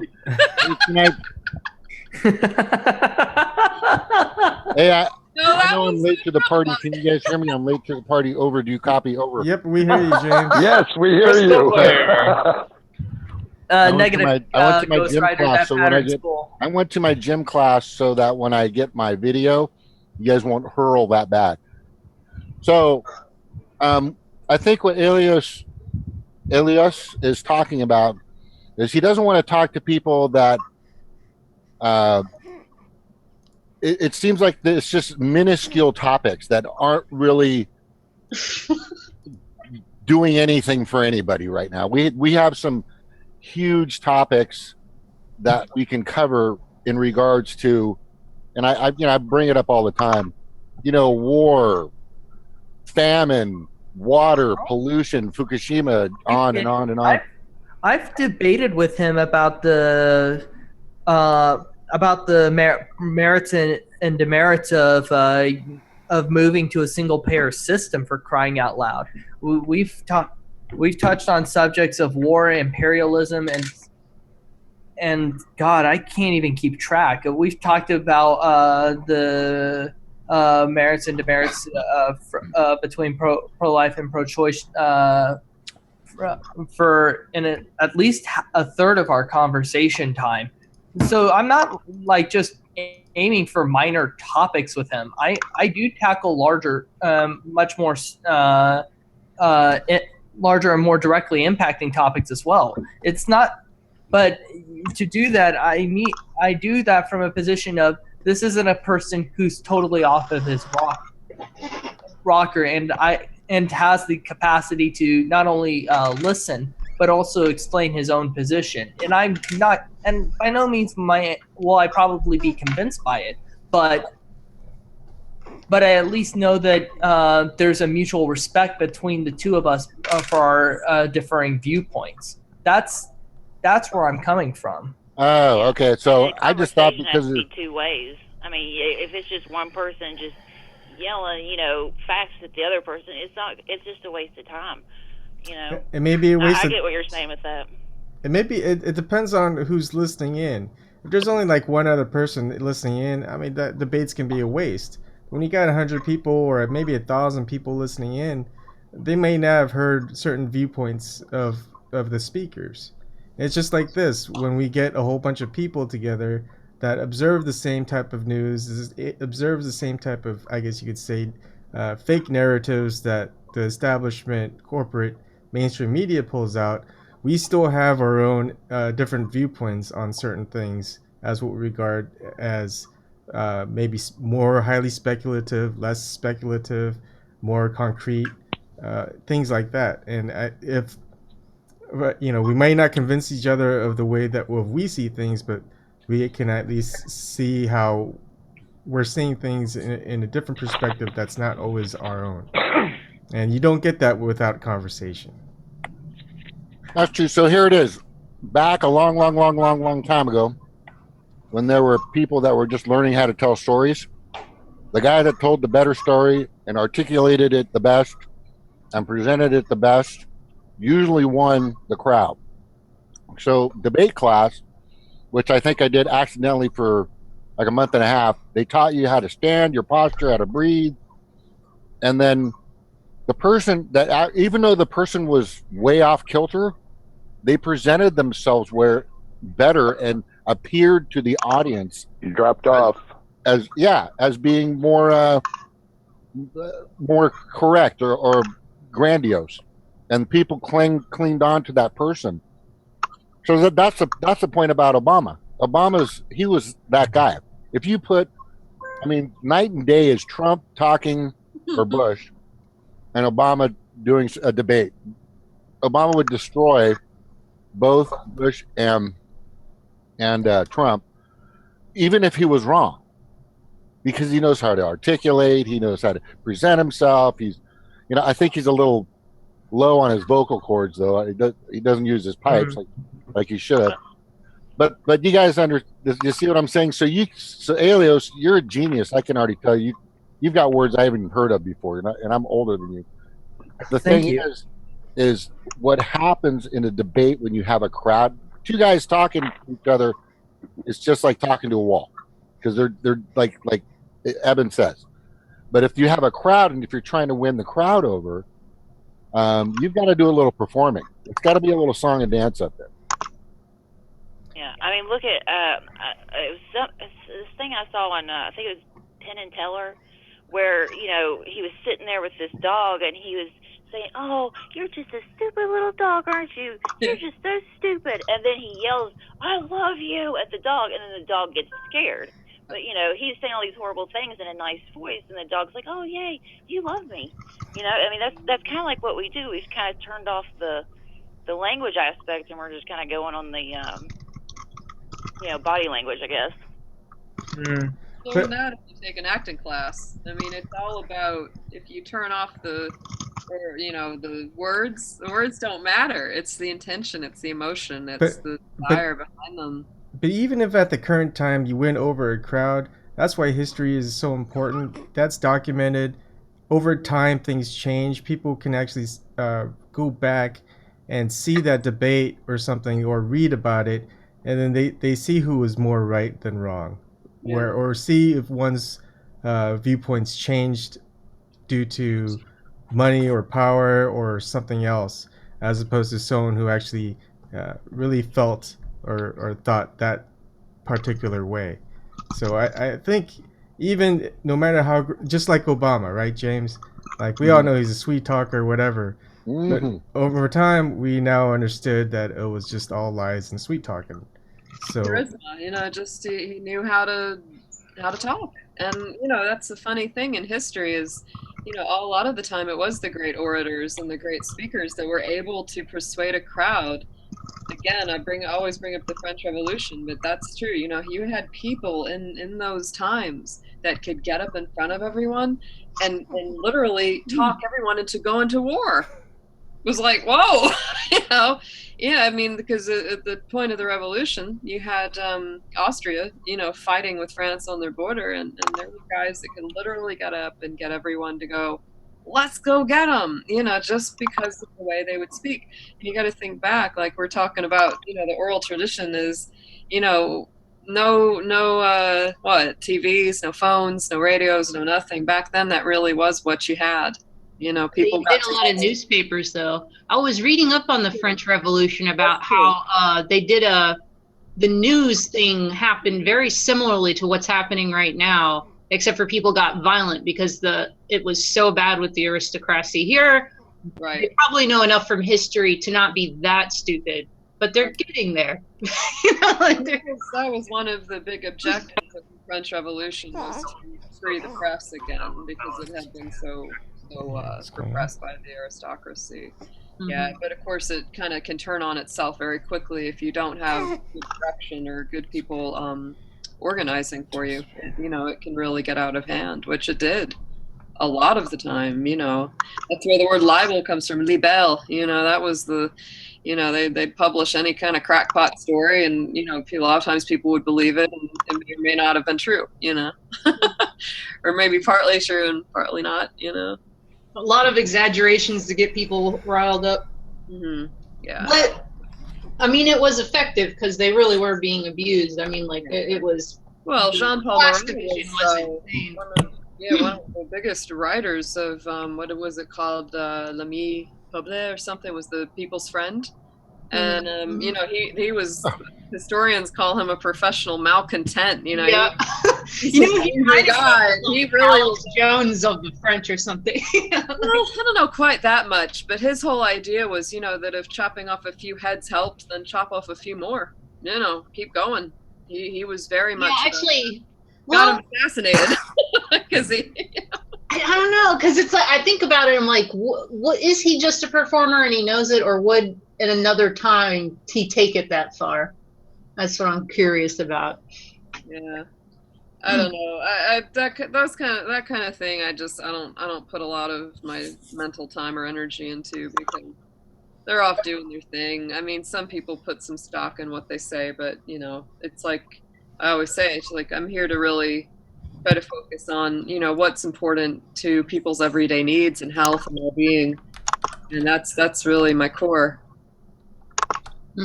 Yeah, well, I mean, I think about it just because I look at the parallels and I think what we can learn from history. But I mean, sometimes it's hard because it's like we can never have, like, sometimes we try to like compare and it's not really a fair comparison because the culture is different and everything. But you get kind of a general idea from it, I think. Yeah.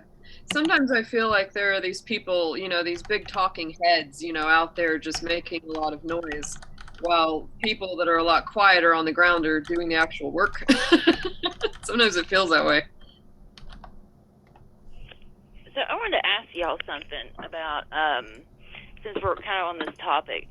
Now, I remember when I was, I don't know, I was probably like 8 or something, but I would see, it was, maybe it was Maury, but they would have transgender people come in, and you'd have, and some of them were actually women, and then some of them were trans, and then the audience was supposed to guess, was it a man or a woman? Wow. Now, I feel like today that would never happen. No. That would not fly. No, but see, when I was growing up and I saw that, I was like, wow, that dude is gorgeous, like, and that was like my first, so like without that, I wouldn't have been exposed to that idea until I was, probably in my 20s. So, I mean, like, yeah, it's controversial, but like, I don't know. Where do y'all fall on that? I think that, it's like you can look at things from, throughout time, television, film, and, I think about like the time when pretty much like any cowboy and Indian movie, all the Indians were played by white guys with red makeup and wigs, And, we were for some reason there was always an orchestra hidden in the bushes, da da da da da da da da. It's like, wow, I wish that band would stop following me around. But yeah, I mean, it's like there's definitely, and I mean, even like even in the old Sword and Sandals flicks, you'd always have white guys playing the Egyptians with the bad makeup on, and so there's that real silliness to it, but it's also that insensitivity. And it's still, there's things that just kind of blow me away that we still have, like ball teams with Redskins or Braves or these names. Yep. I mean, would you really have it with a racial slur from another group? I don't think so. But Indians always like wondering. The ironic. The really insulting part is that the Indians in the movies always displayed a significantly greater sense of combat tactics than any of the white protagonists in those films, and still, and the protagonists only survive because of the sheer amount of plot armor that they're wearing. Right. The thing, getting into that whole issue of changing mores and sensitivities, and it is kind of interesting to see the progression. I mean, back in the 30s, Fred Astaire danced in blackface, playing Bojangles, right? I mean, these are things, and we don't see him as a hateful, awful guy, but that was what was happening back in that time. So it's like, I wonder, what it is that really kind of creates those shifts in consciousness. I think it's a good thing that we're becoming more aware and more sensitive to others, and not just running roughshod over someone. And I'm still the kind of person that if a movie is made in a certain country, I want to hear it in that language because I love to hear the real language. I'd rather read the subtitles. It's like I watched this movie on Netflix, The Monster in Paris, Le Monstre in Paris. And, it was all these English dubs. And I was like, no, I wanted to hear the French. No, I'm like that with Japanese films. Oh, yeah. Anime, gosh, don't even get me started. Well, to be fair, dubbing quality has gone up a lot in the past year or so. The point is, I love to immerse myself in a culture. I love to just get into that and really feel something, maybe a little bit from someone else's point of view. And it's a beautiful language. Oh, yeah. It's an extraordinarily beautiful language. I just love language. I mean, I studied Irish Gaelic as a teenager, so nice. Because I sing in it. Yeah, as a musician, I do a lot of Celtic and folk, and so I sing in Gaelic, and it's just a beautiful language. But yeah, Oh, there she is. Here's a mess now. That's You know, okay. I can't help but feel like we got a flat iron severely sidetracked somewhere. oh, yeah. Well, it's a little sleepy. I think we all probably are. I Well, was here's going to say, like, how do you politely head out of this thing? I'm new to this, but I just wanted to make sure it worked so I could join after Freedom Friday this week. Just say goodnight. here's a funny subject. All right, so I went there's to like Florida. a I went to No, Florida. you guys. No, you guys. You have Etiquette. to sing a song. You have to sing a song that we know. That's the rule, right? Or like ballad. Oh, did anybody hear about the whole Nina Turner thing? About the Jerry Springer thing? Oh my god. Wait, what's going on with that before I go? I want to know about that. So apparently, the Ohio Democratic Party, in its infinite wisdom, has decided that running Nina Turner would not be the best idea for the governorship, which is, which is shitty, but it's kind of expected for the course for the Democrats. Atypical. But they, yeah, very, very typical to prop No. up like famous celebrities like as like fucking no, political- that's Are they really doing this because they think that's what people like? It just seems like apparently. To be Trump fair, somehow won, so that's it. We just got to get some sort of TV. Is that? I mean, it's really they're that basic. to be fair. To be fair to Jerry Springer, apparently he has been very involved in Ohio local politics for some time. So to be entirely fair to him, because I'm not too certain about what his political ideology is or political perspective is. That he has been involved. So, but I think that's kind of the problem.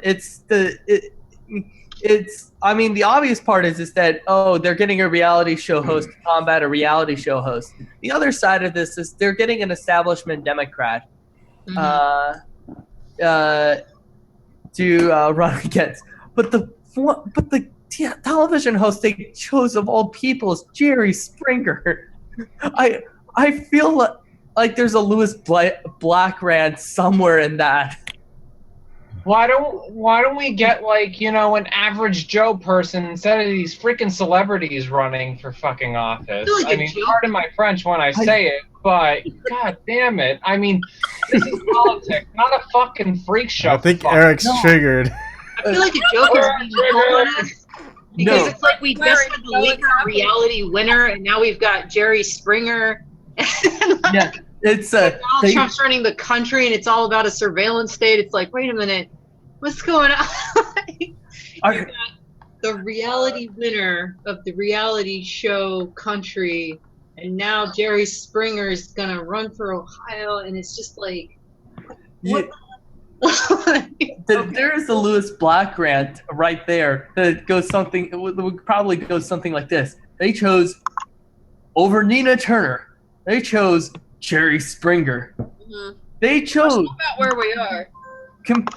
Completely compassionate Nina Turner. They chose Jerry Springer.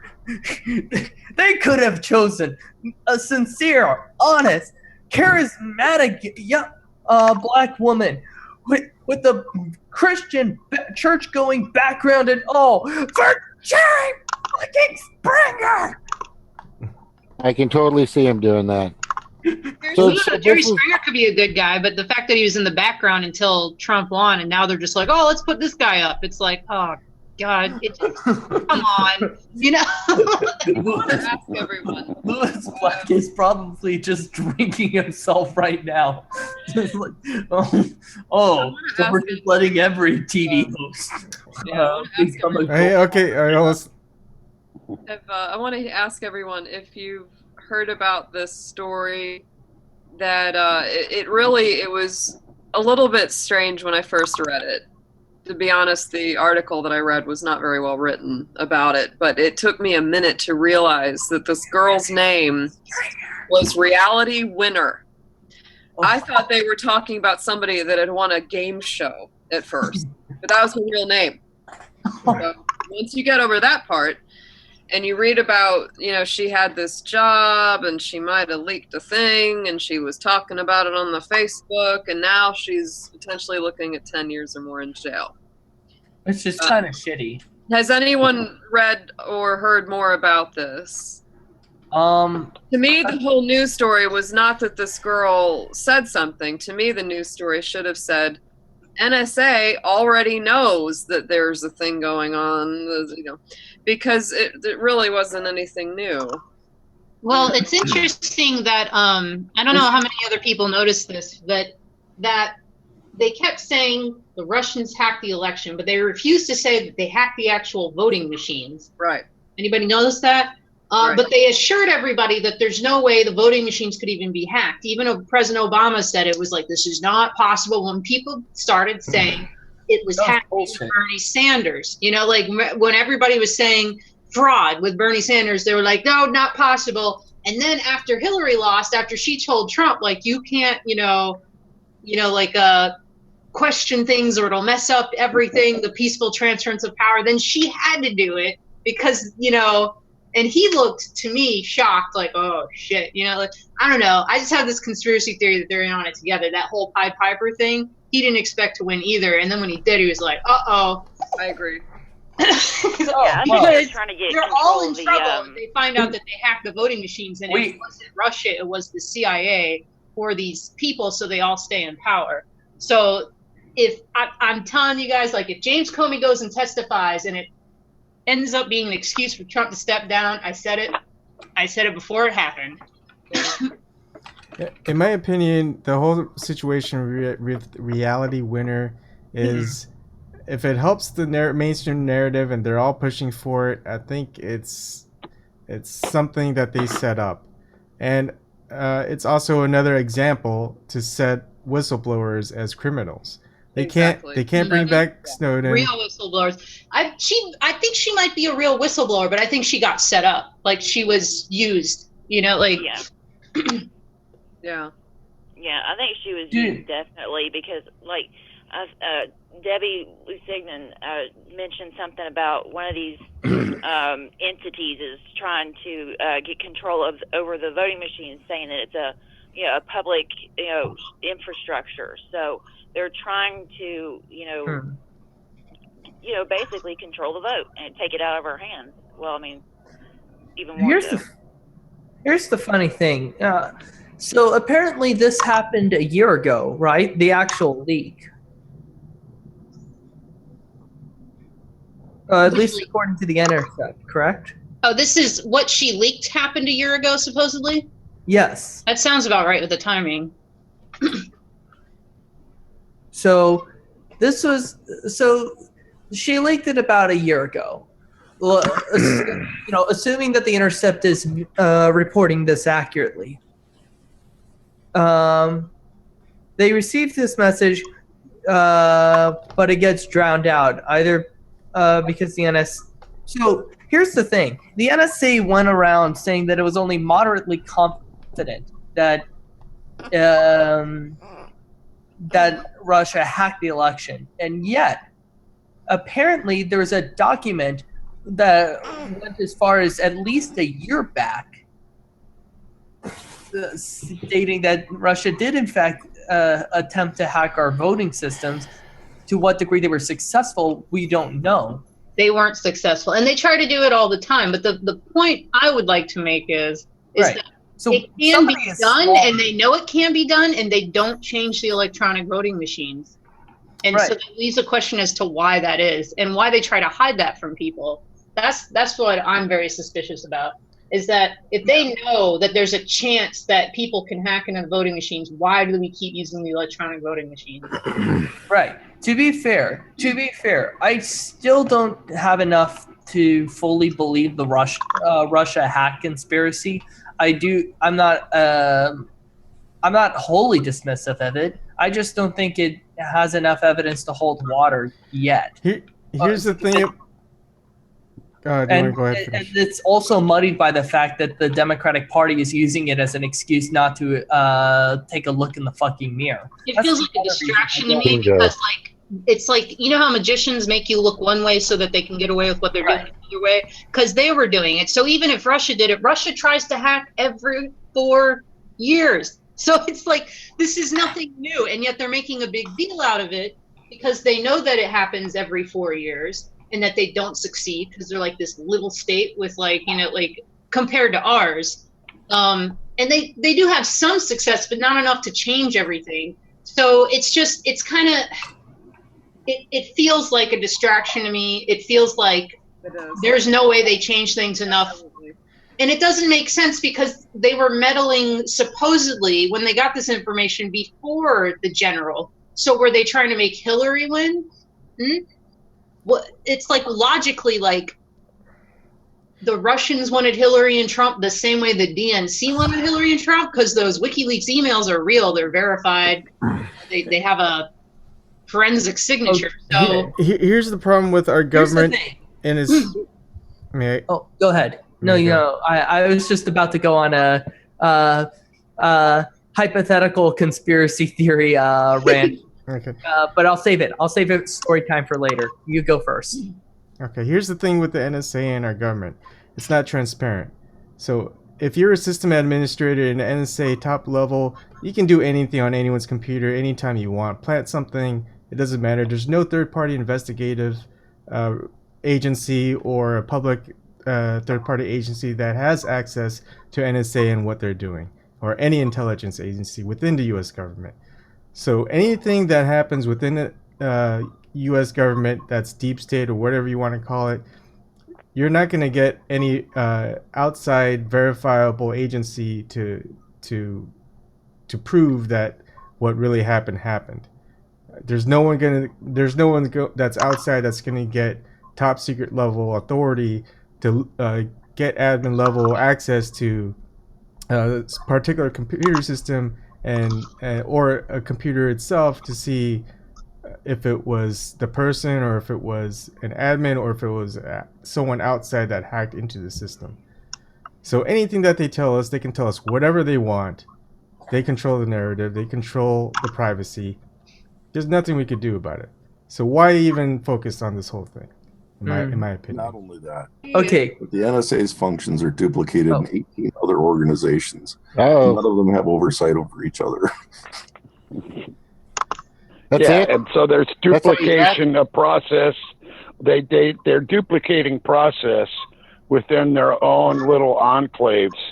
Plus, you have all of the individual subcontractors to the NSA and all these other organizations that have their own setups. And that's why I was sort of melding that into the idea of having these fusion centers now that are policing free speech by sort of they're infiltrating, they're watching, they're doing everything the FBI did prior to the 70s when the FBI was forced to stop doing COINTELPRO. Well, that's the problem, is they're all focusing on us instead of outside the United States. They don't have any qualms against infiltrating every organization. But the worst part is they don't trust each other. And I feel that they're factions against each other. Yep. I think very much so in what we've been seeing. I think that a lot of what we've been seeing coming out of the government is different organizations giving us different pieces of information that are their own little, there's an enclave of people in Washington, D.C. that want war with Russia. They just do, and it'll be great business for them. And so they have their own interest within our own government. You know what I mean? And so they're all trading info to try to keep their interest at the forefront. Yeah, I've always felt that Anonymous was NSA attempt to rein in the CIA's attempt at being best buds with the Hillary clan. The thing with anonymous is that anyone can claim to be anonymous. So there may be, I would say, like some of those higher quality anonymous videos are most likely NSA or CIA, because I know that I had read a lot about these guys called the shadow brokers that they claim to be like, some of them claim to be rogue CIA and some of them claim to be like Romanian dissidents against Putin. So it's like some of them are saying, yeah, we are Russian, but we don't like the Russian state. So we're not Russian state actors. So it's interesting. And none of these claims are verifiable. It's just different people claiming to be things that you don't know who's behind the computer screen. Yeah, the non-verifiable stuff really is the nail in the coffin for me. Mm-hmm. Yeah, I feel like that there are actual for real, people that work anonymously to bring light on subjects. But I also think that you're right. I mean, being an anonymous organization, that's the sort of downfall of an anonymous organization is that you have nobody to verify whether something is true or not, and at least that's the way I always felt about anonymous. Or if it gets, but I have friends that are like more technically knowledgeable and everything, and they know people that know people online and everything else, and I give them their due. There are people out there that know what they're talking about, but I think there's also as much disinformation out there as anything. Yeah, anybody can be pretending to be anybody else and claim to be anything else. So just always it reminds me of the second Harry Potter book where she was writing into Tom Riddle's diary. It's like, never trust the person you can't see or an object that's talking. Like, never trust anything that talks to you can't see. Oh, except for, I mean, I'm only not visible because I haven't fixed my hair yet. Oh. Okay, so you guys. Well, we technically saw you, so that's okay. Hold on. What? We technically saw you. Let James talk. So it's okay. Okay. No, go ahead. Okay. So, what was the tree that was forbidden to eat from? The tree of knowledge, right? Yeah. The tree of knowledge. So here we are, and we've got it now. If you want knowledge, you're going to get it, but you're going to get a lot more than you thought you'd ever get. Yeah. So it's up to us as individuals, and it's so hard because my mom's a PI. She's been one since '89, and when she says, "Jimmy, take me to the casino," I got to take her to the casino. But anyway, she's smart and she knows how to get information, and that's like I said before. I've talked to astronauts and mayors and governors. When I want to get in touch with these people, I'll find a way. Yeah. But the thing is we just do not have people watching over the watchers. I mean, we don't, like Eben was saying, who's watching over the watchers? Who's actually doing the checks and balances on the NSA, the CIA, the FBI, our own government? We don't have Superman that can come out here and just say, okay, you guys, start playing nice and start being fair to each other. And we don't have internet net neutrality is awesome. We need that. We need people to be extreme. We need people to be curious. We need information to be out there. And then, which goes back that we totally need people not to just stare at us and listen to what we say, but we need people to say, Jim brought up a pretty serious topic. Red brought up a really amazing topic. Snork always brings up great topics. Elios brings up great topics, and Broken, brings up great topics. Eric's got some good stuff with his trigger.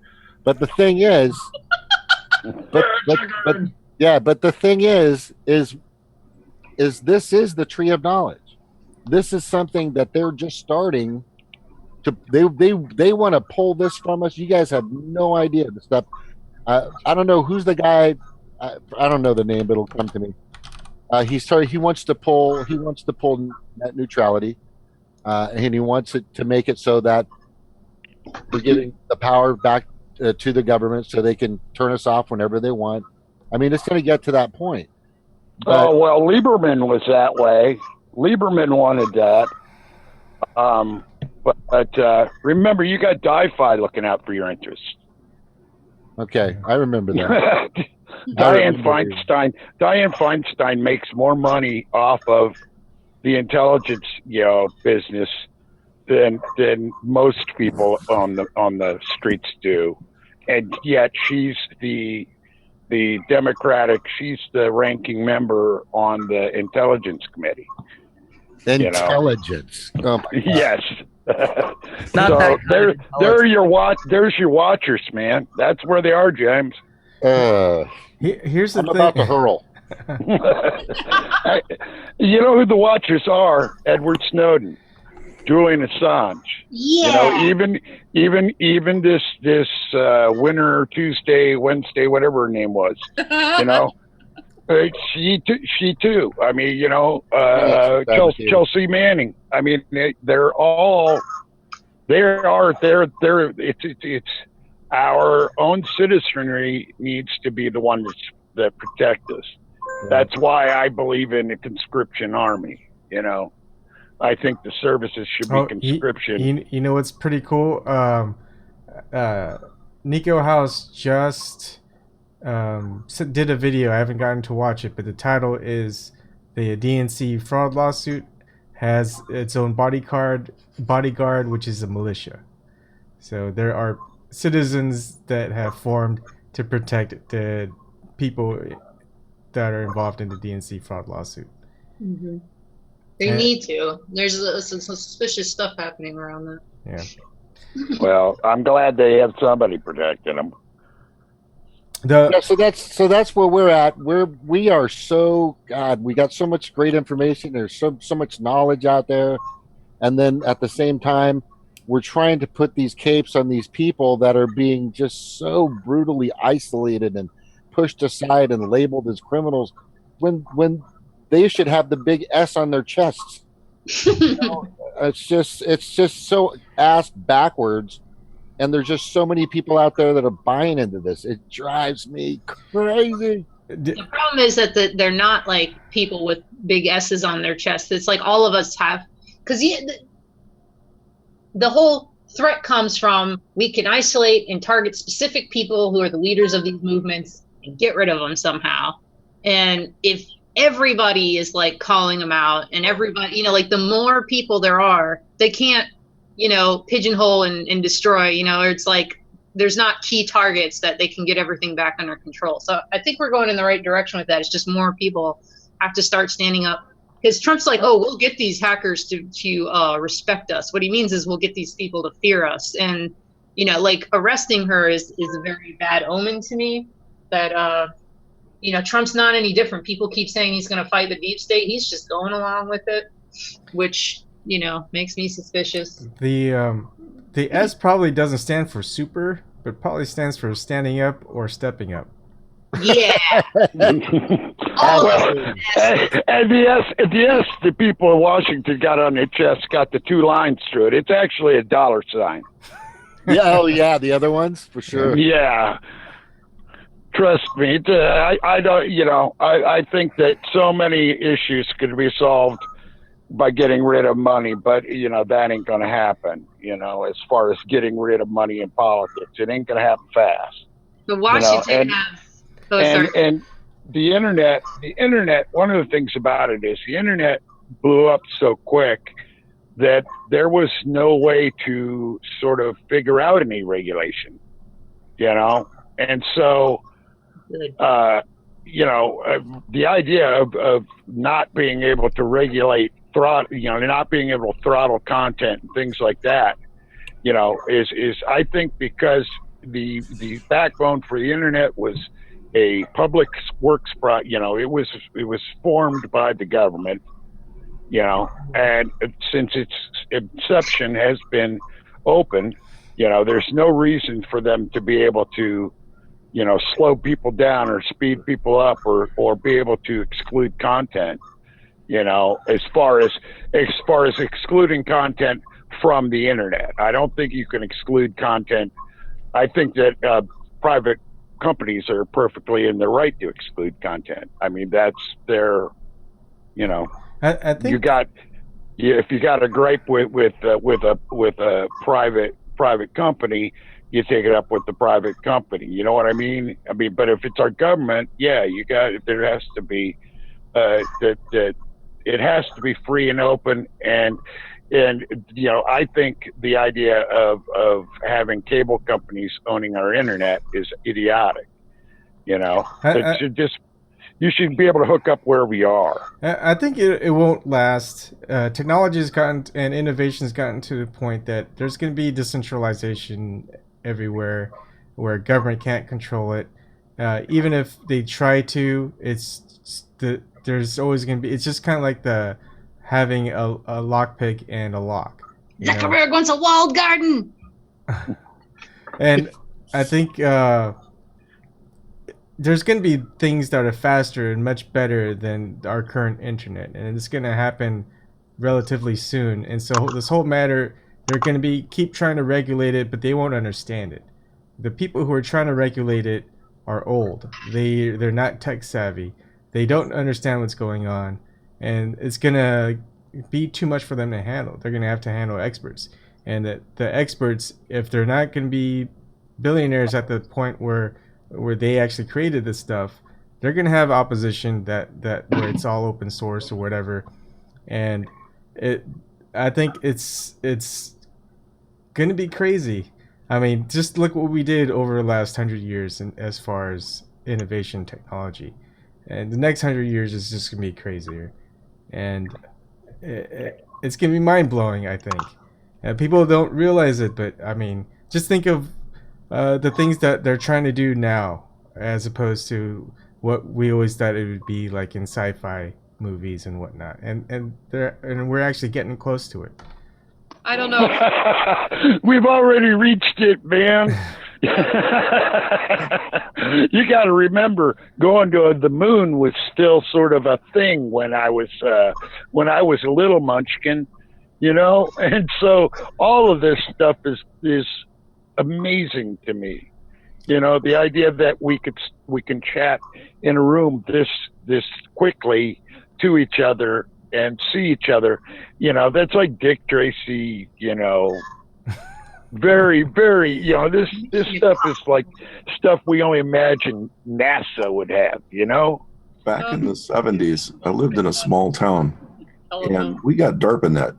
Televisions. Yeah. Am I talking over somebody? No. I think when we got DARPANet. Who has the amazing voice? I can't see them. Oh, I'm not on them. Probably not my voice. DARPANet's James or Alois? DARPA's original purpose was to connect all of us little towns when all the big towns got blown up. So they put all these computer terminals. We didn't have screens. We had a teletypewriter, and that was our connection between all of the different systems. And but the idea for DARPANet, the original justification was the big towns get blown up, the small communities like out in Iowa, Nebraska, whatever, could communicate. And the protocol, initial internet protocol, was designed around huge losses in network lines. And they used to have what was called hot potato communications, where your information packet was handed off to whatever connection it could find, with the theory that there was a good chance that that connection would have another connection. And if it didn't, it would bounce back and then out to another one, being tossed around like a hot potato until it found its destination. And I could foresee another secondary system popping off with that same methodology, but being multimodal. The light communication, which could be line of sight between many different points, each individual house just randomly broadcasting bursts of light, which can actually put out quite a bit of information. And if you put out enough fast enough and you throw enough potatoes, your data gets there. Yeah. And as long as you're not over your bandwidth limit, you can throw as many potatoes at the same time as you want. And the idea is that it will get there. and it's very difficult to overcome unless somebody else wants to flash a bunch of lights. But then they've got to flash the right frequency, and multimodal communications can not only involve sound or light, or they can be radio waves, a whole bunch of things in a part, and the packets can be split up and duplicated, and the same parts of the potato don't have to go through the same paths. But if you throw enough potatoes, it's still going to get there. Yep. So yeah, there's lots of opportunities. Yeah. Now, just a question on that. When you're talking about communications being broken down, would that be like if there's like some sort of nuclear attack, how that would affect the radiation would affect communications? Well, DARPANET was really something that came out of the Cold War. And again, like I said, they pretty much thought that every town over $5,000 would have a chance to be obliterated. So DARPANET originally started with all of the high schools in the nation under 5,000 people. I think you had to have over 1,500, but less than 5,000. And I lived in a town of 4,500. So we got one of the DARPANET terminals at our high school. Oh, far out. Is that the beginning of AOL? This is long before AOL. I'm kidding. But we had use groups. So this would be probably what pirate radio could be. So if they start to shut us down and turn it off, which, hey, it could easily happen. We've done crazy shit before. So we could actually project from each house line of sight communication to each other. Yes. Mm-hmm. Internet style. Multimodal. You would basically have something that would determine which best modes are available for you and go for it. I mean, you could theoretically, you know how we have different frequencies. You can probably just have one, I guess, tower that just takes in information from a frequency and just outputs it out into all the frequencies and things like that. It's kind of like a repeater, and that just kind of multiplies the types of just spreading, just like Snark says, just kind of throw just hundreds and thousands of hot potatoes out there and just wait for someone that wants to pick one up. Just once one gets through, you know your path. Yeah. So, and I think what it is everyone's so the internet's really easy. Who wants to go to the next step and create one? There's no money in it. I mean, if we're all about a market economy and making money, you just want to kind of improve on what platform already exists. But when you can't do that anymore because it's controlled, someone's gonna have to find that other path, and whether it's gonna be for money or not, or just to create the platform, because creating the platform itself really never get you the money. It's always improving upon it where more people can use it easily is where the money gets through. Yeah, and you have like medical research. Medical research is done mostly at state schools and stuff. You know, it's done at universities, and then the pharmaceutical company takes their research and tweaks their research and uses it. You know, but we've been subsidizing the pharmaceutical industry for a while, but it's for the good of everybody, you know, supposedly, because it's medicine. One thing that surprised a lot of people is out in these little communities, there are a lot of pharmaceutical satellite operations where things happen out here. A lot of thyroid medicine comes from Fayette County, Iowa. Most of the national reserves for vaccines comes from Wright County, Iowa, and there's a lot of the strategically important stuff is distributed out throughout the country.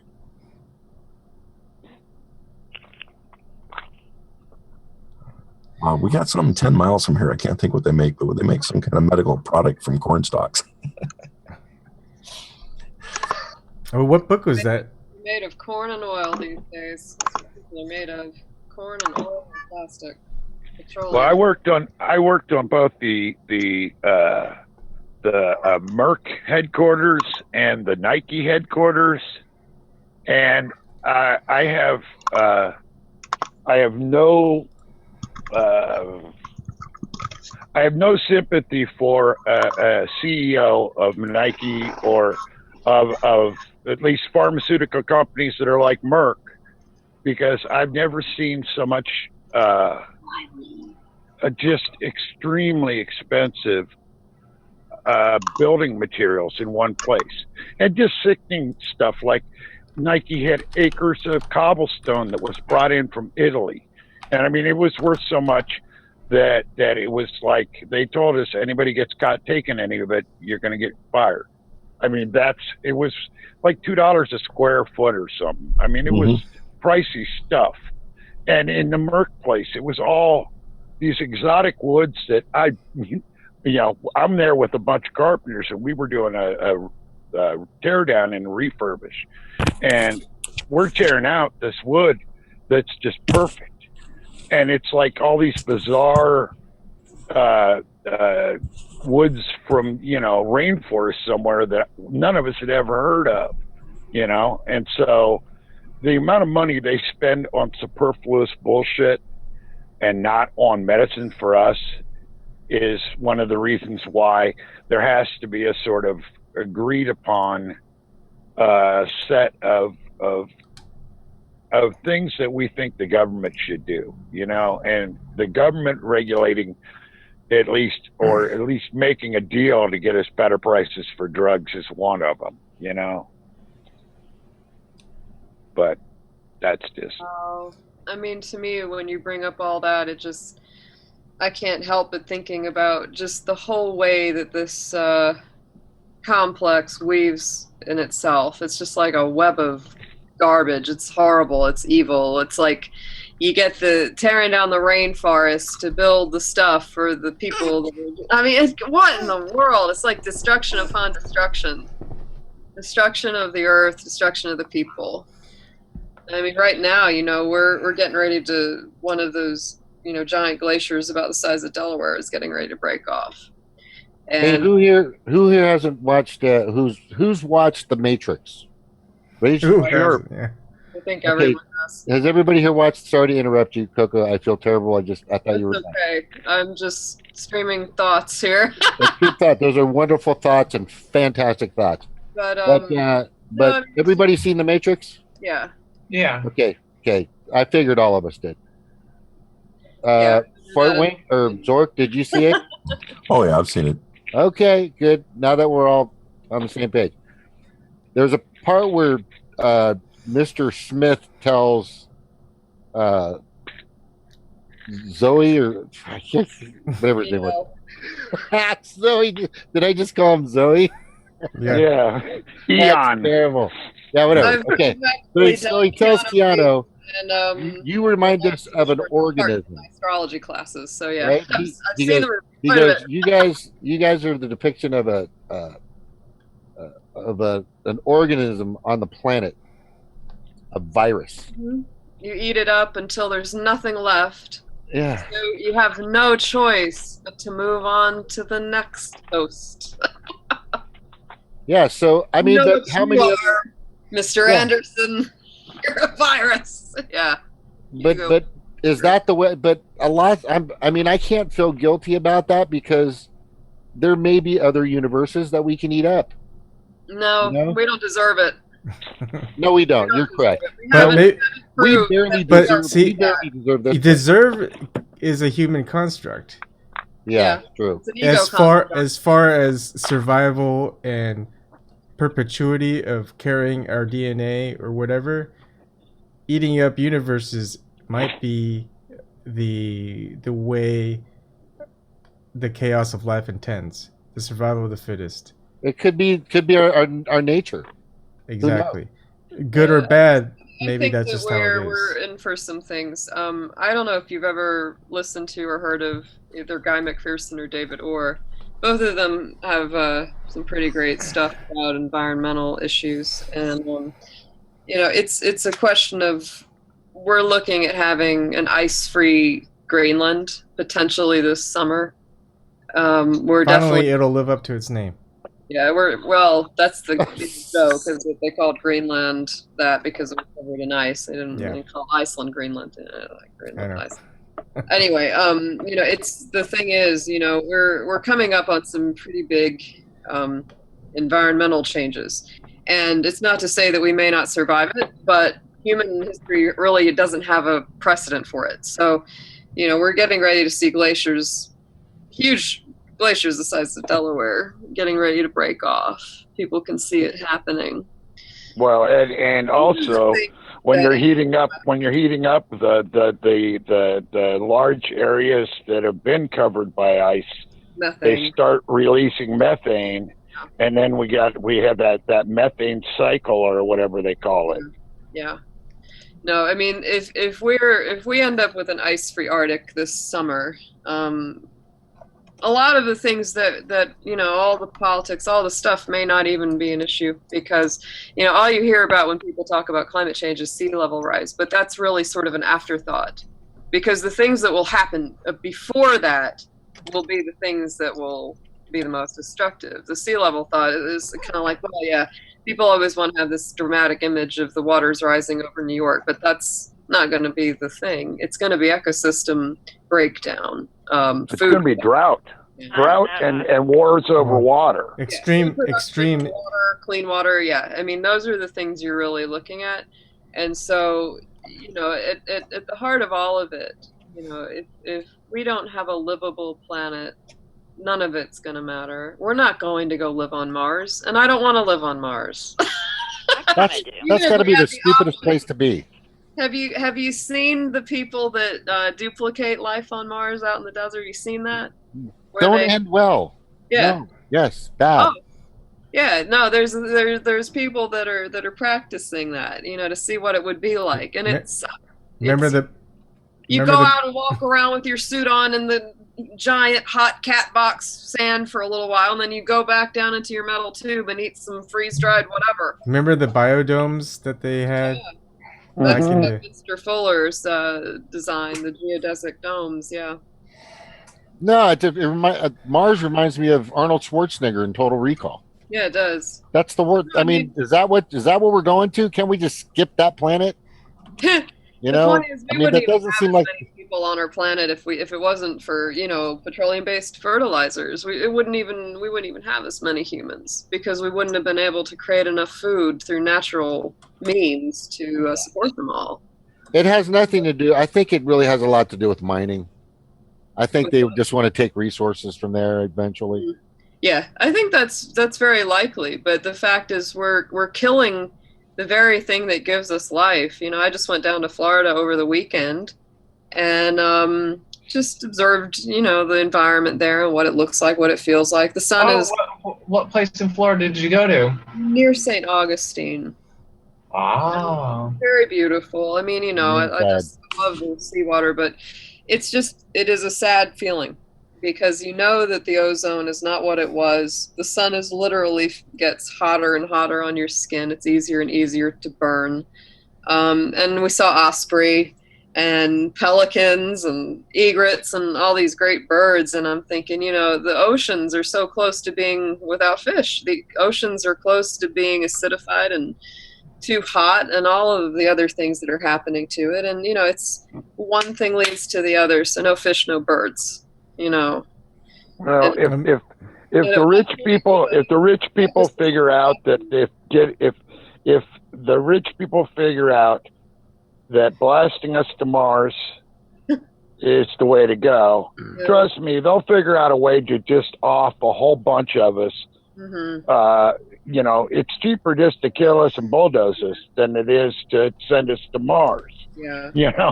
I mean, that's basically the way the rich think. Of course. And I think probably, if anything, when and if things really do hit the fan, they'll be just fine to let people duke it out, because, people like the Bush family and all these, elites, they've got they got bunkers. They've got plans. They all do. There's a bunker here in West Virginia, up in the Greenbrier. I mean, like, and they were talking about, a few years ago, they were talking about putting in a train from D.C. to the Greenbrier. So, so they can take care of their own asses. Yeah. No, I mean, well, I guess if you want to live underground and eat baked beans out of a can for 10 years. But I mean, the thing is, if we can't keep the electrical grid going, and that's a big one, and you can't keep all the nuclear plants cool enough, and they all melt down, the issue becomes mute very quickly, very fast. If we don't have electricity to keep that cool. I mean, we've really been painting ourselves systematically into a corner. I can remember when I was a teenager, and the whole issue around the environment was a really big deal. People were really plugged in the early 90s. It was another period of interest where, maybe more people were kind of like, oh, we really got to do something. I remember the Earth Summit in Rio de Janeiro. I can't remember the exact year, but, George Bush Sr. went down there and basically did the same thing that Trump did. It was like, gave the big middle finger to the global environmental community and said, no, we're not going to do anything.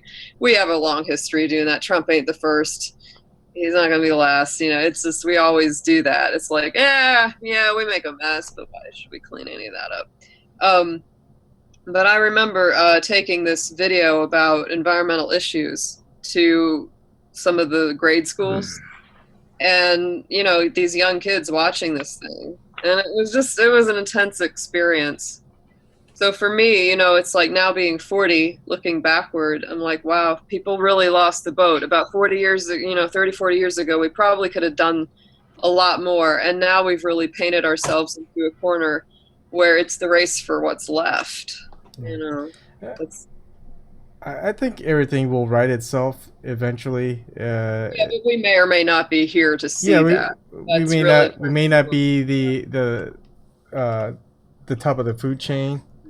But I think I mean, as it depends. Like as a species, like there are times in this planet where millions of species became extinct, and millions more came up. So it's just a new cycle of evolution, and the Earth isn't going to entirely die out no matter what we do to it. It'll eventually heal itself, life finds a way, I guess you could say. And for us is, if we want to continue existing as a species, there's going to have to be a boiling point. And then that boiling point is, how do we live? Do we keep this money system? Because the money system isn't quite working. It just it stifles. It's on life support. Mm-hmm. Probably a little worse than that. Well, there's like a lot of things there's a lot of things we can do as a society that Exxon isn't going to let us do, and we have to figure out how to not let Exxon determine what we're going to do. Mm-hmm. And basically, if we could get beyond that, because we're the big veto always on all this crap. Right. If we could get our head right about this and really push it worldwide, it has a chance of making a difference. Right. But it's a slowing, and like you say, people will adapt. You'll go into underground homes and whatever. I mean, there's lots of ways to deal with heating things. It's just having water and food. That's the two things that, basically we could be Mars, in 1,000 years, kind of thing. Yeah. So, maybe not 1,000, but you know what I'm saying. I mean, we could be a place where other places send rovers to find some, sign of life on this deserted place. Right. So it's very possible. It's very possible to screw up. It's like they say, don't shit where you eat. Exactly. And that's basically what we've been doing. I mean, Oh, yeah. there was a certain amount of stuff that the Earth is willing to put up with, but I think we can break it. You know. Well, I think too, what's the most distressing is that, talking about loss of species, loss of ecosystems, etc., those traditionally are things that have taken a very, very long time and slowly have happened, whereas what we're seeing now since the Industrial Revolution is a very rapid pace. It's, we've got it's like things that would have taken that long are now compressed into this amount. And so, the loss is extremely fast. It's like and it gains momentum. It's like a snowball going downhill. As it gets bigger, it gets faster. And that's a lot of what we're seeing as well. It's a dirty snowball effect. Oh yeah. I brought that up a bazillion times, and you're spot on. But Eben, here's the thing: our species from day one has been pretty violent, pretty creative, pretty loving, pretty peaceful. It's been all over the place, but we need resources to survive. We have to eat, even if it's just vegetables and not meat. Reason for meat was because it got cold and there was no vegetables. We didn't have steel steamer pots in the past. But so eventually, we've evolved technology, and what Coco is saying is that within the past, industrial revolution, exponentially, it's just compounded like crazy, and then population is going to grow, pollution's getting worse. It's just so. I think, and this is what brings up SpaceX, is if you've watched the videos on SpaceX, has anybody watched that? Go watch it. What are you talking about? SpaceX, they just launched it's private. Yeah. Okay. Zerk, I know you've watched it. Oh yeah. I pegged you watched it. But the thing is, and probably Elios did too, and probably Broken. Erik, I'm pretty sure you're going to want it. But anyway, here's the thing. They landed part of the fuselage so they could reuse it, and I thought they were just running it backwards.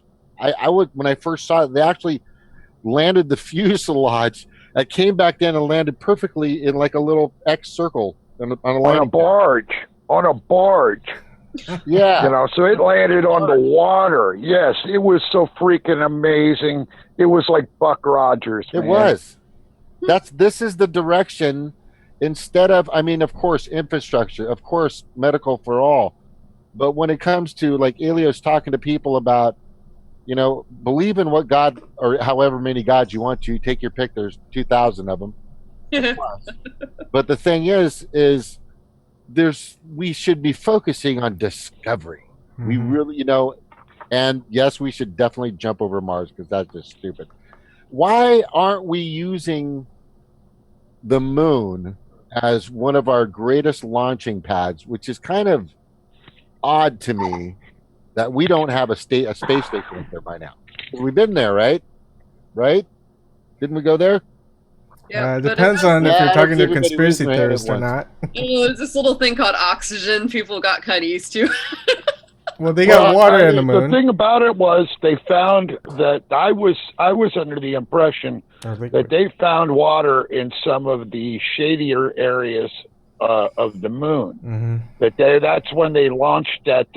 They crashed a satellite or something into it, crashed a rocket into it, and then watched the blast. I don't know if you guys are hip to it. I saw it on the NASA stream. Crazy. But they were going to be able to tell if there was water, and that's the thing about Mars too. It's just if you can find water, you have more drinking water and energy to do more exploration. I mean, that's basically they're shooting for the best case, the best chance to find water, and so the moon and Mars are both good chances to find water. So you hop so that makes good sense. Even though the planet sucks and there's been some terrible movies made by that planet, we're still could use it as a catapult, just for as a catapult for resources, right? Exactly. And the thing about the moon too is the moon, it has a lower gravity, so it would allow you to take off with more. You could move more cargo quicker. You know, you could move more. You could move more fuel and water into the whatever spaceship you're using easier than going through an atmosphere like Mars. And so that would be another advantage to it, I would think. But the other thing too is then you can slingshot around the Earth to go ahead and start your journey. Yeah, I mean, to me, though, it seems like so much wishful thinking because you're talking about things that take major resources just to accomplish. You know, it's like, to me, wouldn't it make more sense to stop being so wasteful down here rather than try to... Oh, totally. I fully agree. All the rare earths and everything that's I almost fully agree. anyway. Yeah, we have to. If we don't take, we won't have the time, or the space, or the energy, or the oxygen, or anything. If we don't really start focusing on Plan A, there is no Plan B. Right. So, not but as far as Plan B, we've got to take care of A first. I fully agree with that. But the Plan B, instead of war, instead of Wall Street, instead of, you know, I need 5 yachts and 20 million acres of land, and I need to take over another country. Yeah, it just seems so idiotic, and it, you know, it makes it, to them it makes sense. It just seems senseless to me. Right. Well, when we used the government for exploration, when we actually taxed corporations and rich people, you know, and we said, okay, part of that money's going to go, we're going to make NASA. Right. That gave us so much. That was such a boon for other technologies that we use every day, that it's worth it to do exploration, you know, to find out. And we always need to explore, because I think pushing limits is what we do as a species, you know, and it's not really to find a plan B so much as to have more knowledge.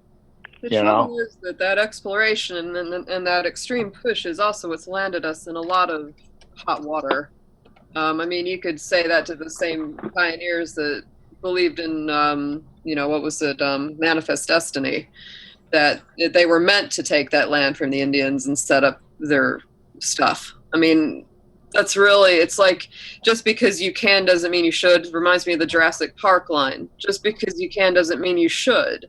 And that's the thing about people, is that a lot of the time I think that many things that happen, you know, people go, well, it seemed like a good idea at the time. And I think that's the way a lot of decisions get made. But the trouble is that can change very quickly. From what seemed like a good idea at the time, maybe even in a week, is like, oh, wow, what did we just do?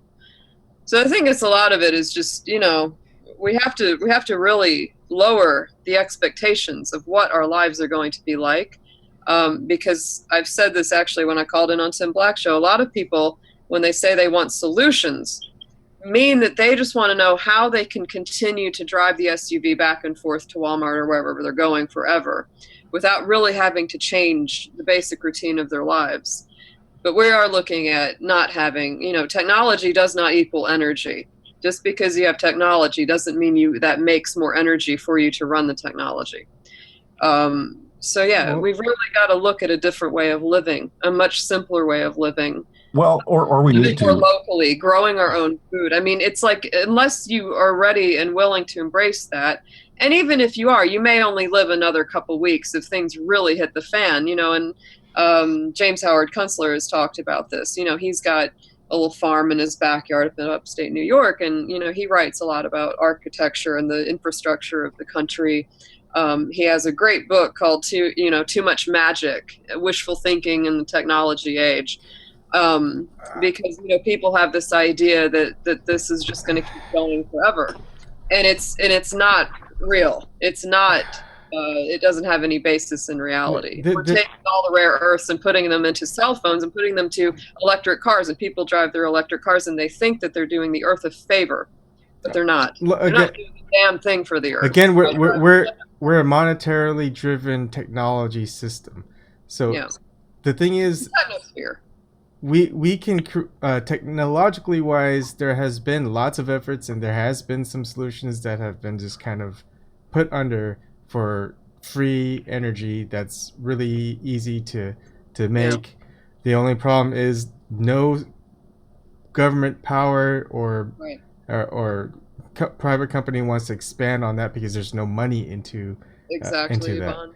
So And that's you've touched on the second spoke in the wheel there. Yeah. Is that you've got these things and that the powers that be that are controlling the boat won't let us have them. Yeah. Yeah. And, but things like NASA and scientific research lets us understand things better. By exploring other places, we learn by sending out rovers and things like that.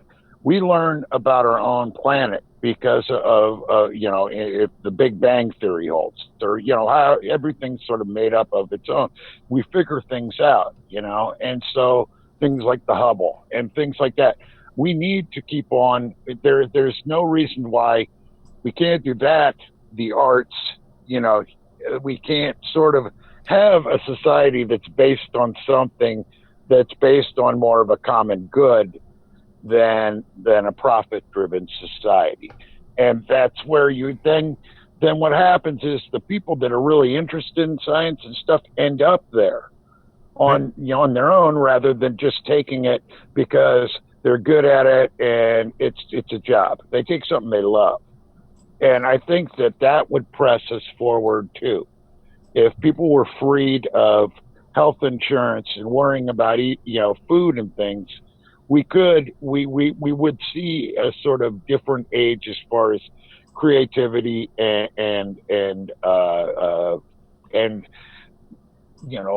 the creativity in the arts and creativity in science. That's Right. what I think.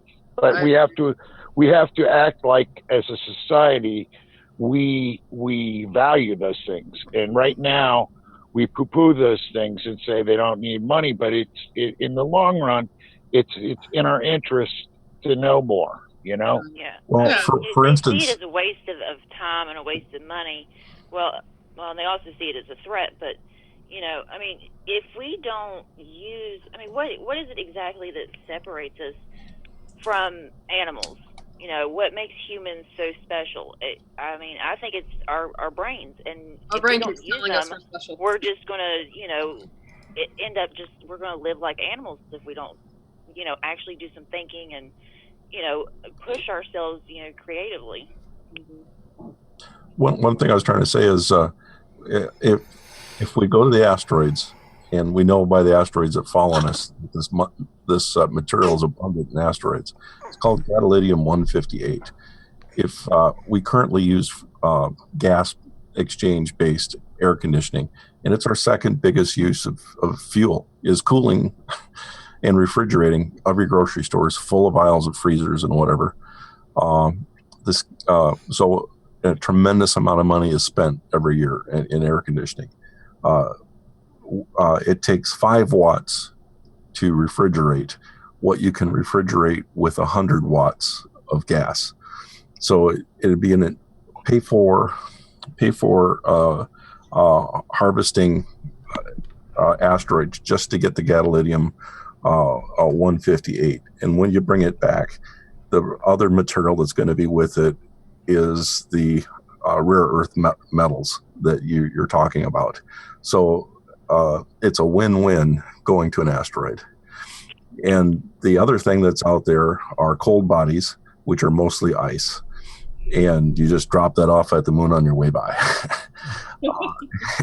So it goes for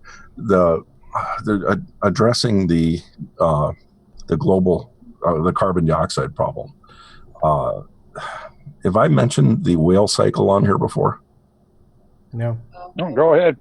Okay, long before we started killing whales, the biggest producer of oxygen on the planet was sperm whales. That sounds funny at first, but what happens is sperm whales eat giant squid. and they have to go really deep to get it.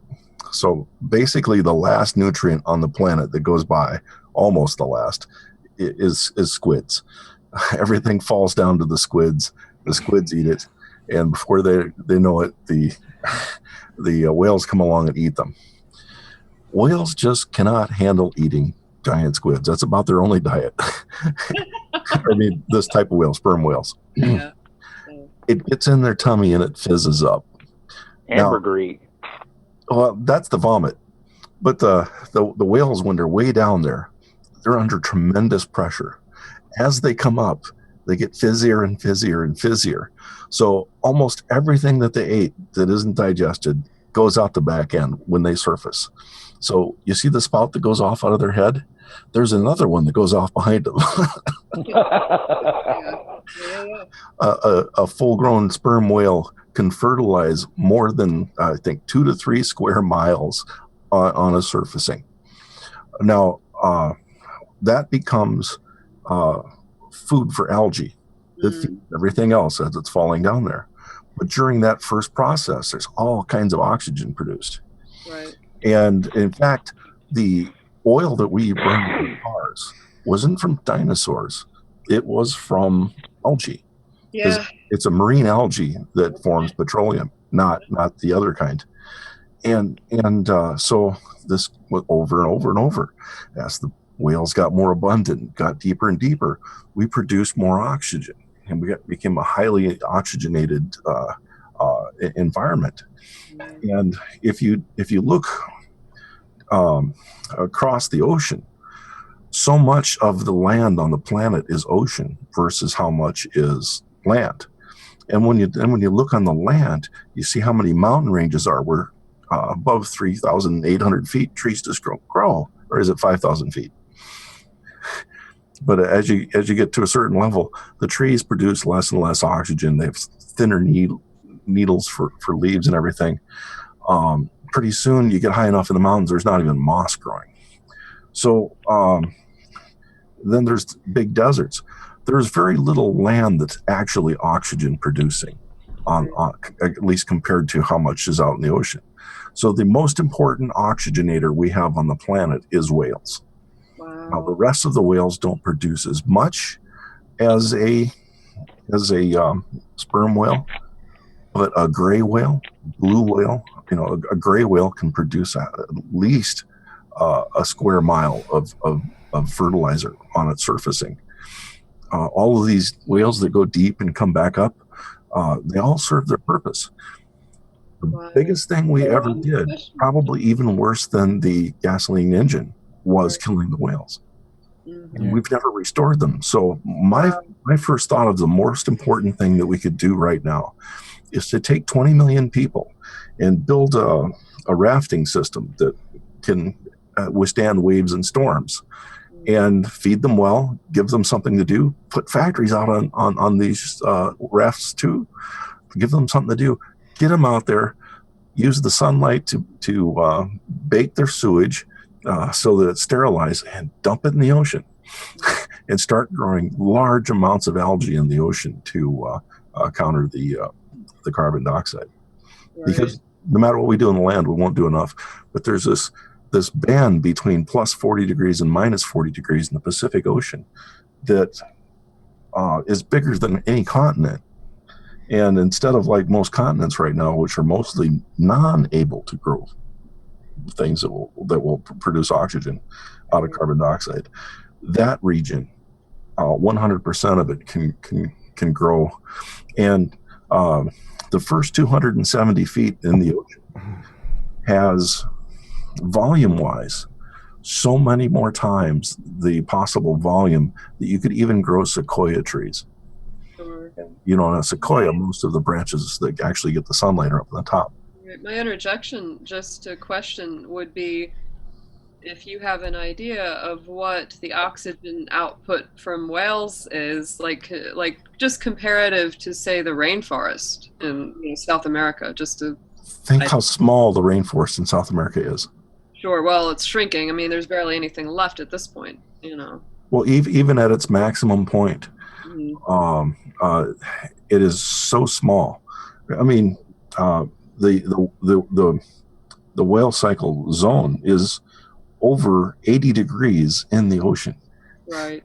So as far as when you- oxygen output, you're saying the sperm whales way outweighs even the Amazonian rainforest. Yeah, it even outweigh, well, if they were producing at their best, it would outweigh what we're using in cars.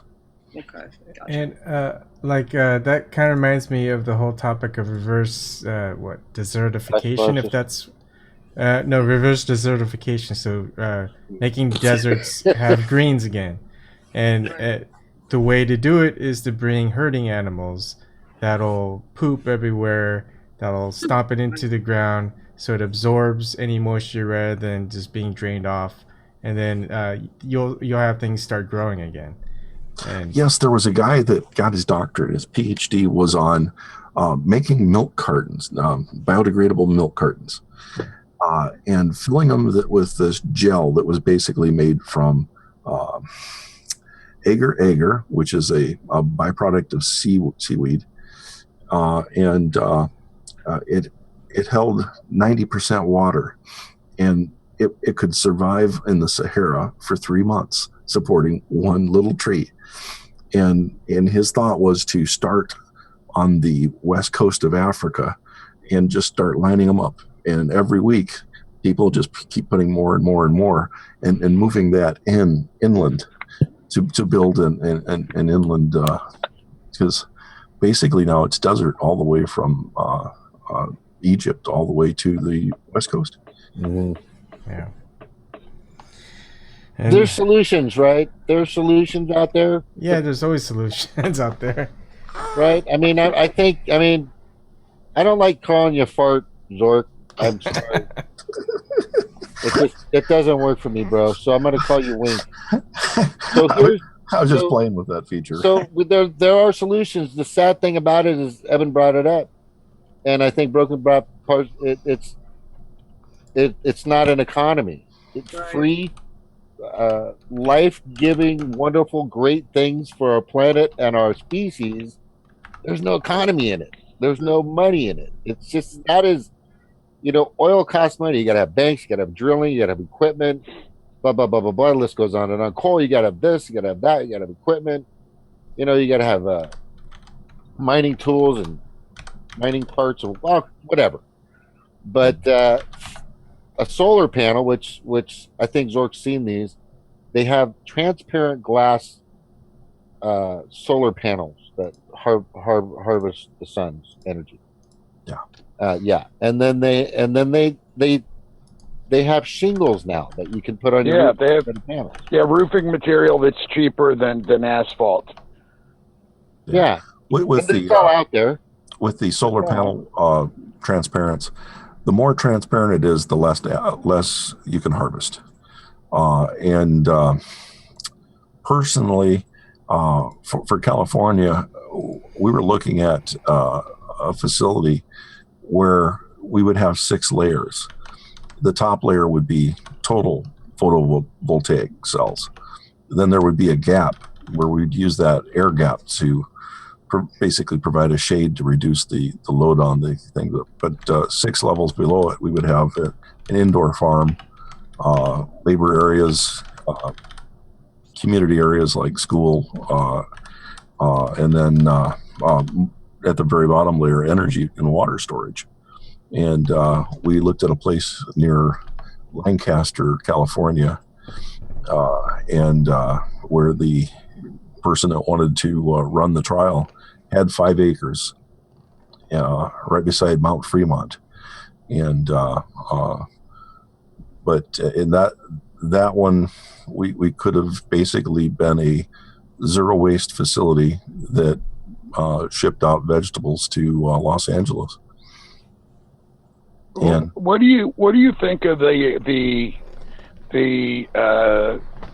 energy facility that's basically it's concentrated sunlight on a vertical salt chamber? I think it's a huge step forward. It sounds like if that would work, that would be fantastic because it gives 24-hour energy. Does work. and that is a multi-terawatt facility.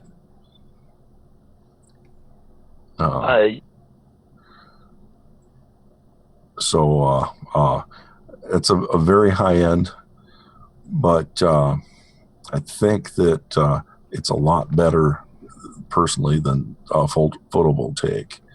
The worst one I keep hearing, and everybody just seems to fall in love with it, is the solar roads. Oh yeah, that's a bad idea. For the same amount of money to do 1 mile of solar road, you can do 30 miles of putting an awning over the road and putting the solar panels above there. Many of the accidents in the country, even in the desert areas, are from sunlight in people's eyes, bad weather. So China, when they had the option, at the same time the Netherlands made their bike path with solar panels, the Chinese, who use a lot of bikes, I mean, this is a major mode of transportation for them. They decided that they would build a city that they're not interstates, they're multi-lane roads that are separated. They built a road down the middle and put a cover over it so that people could ride their bikes in rain. And the solar panels were then able to be angled at a perfect angle where they actually got efficient usage. Where a solar road lays flat, doesn't face the sun for anybody except the equator, and very few people live on the equator.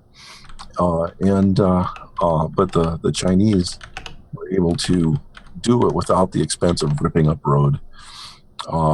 Just a normal road is several million dollars per mile. And all of the tests of the solar road, the panels aren't lasting very long. Well, I mean, you got to figure it out. Let your kid take their tricycle with the rubber tires on it and drive around on your linoleum floor for a while. Mm-hmm.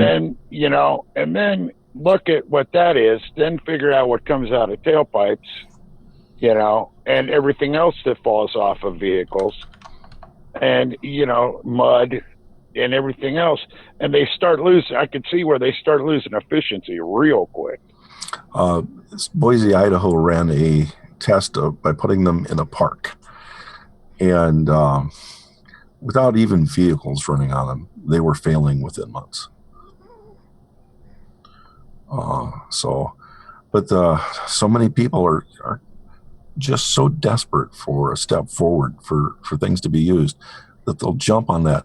Now, it's also a perspective thing. If you live in the city, the only empty area you see is the roads. And they don't realize about going stuff over that majority of the country, there is more unused space beside the road than there is in the road. Like when we drive out here, there's always 33 feet on each side that's empty, that basically could be used for energy. There's probably as much usable space beside the roads in Iowa to supply the Midwest completely with power. And I'm not saying that concentrated all in one state, but all of the states around here, we've got nothing but open spaces everywhere. And the wire doesn't have to go all the way down to California. Oh, somebody put something up there. I think that's probably why it's good to have the government sort of step in and standardize sort of what we're going to use in different areas, and then help fund it so that we can get it going quicker. It's like if we decide we want photovoltaics on all our houses, that's fine. Have the government help people with loans and stuff to put them on your house, and and pay for the upkeep and stuff, and help us, and then also hook it into an electrical grid that can deal with it in the right way. But I think it's kind of like a lot of these things it's like big decisions got to just be made. We got to decide we're going to do X, and then just do it rather than, at least that's the way I kind of see things we're at a point where we have enough knowledge to be able to do things that we should just be picking some stuff and doing it, like electric cars and, it's charging stations and things like that. I mean, there's a zillion things we could be doing to sort of help that we're not doing. And that I think it takes more of a will of a government type situation than allowing the free market to sort of decide what's going to be the best method. You know what I mean? Yeah, I threw a website up there.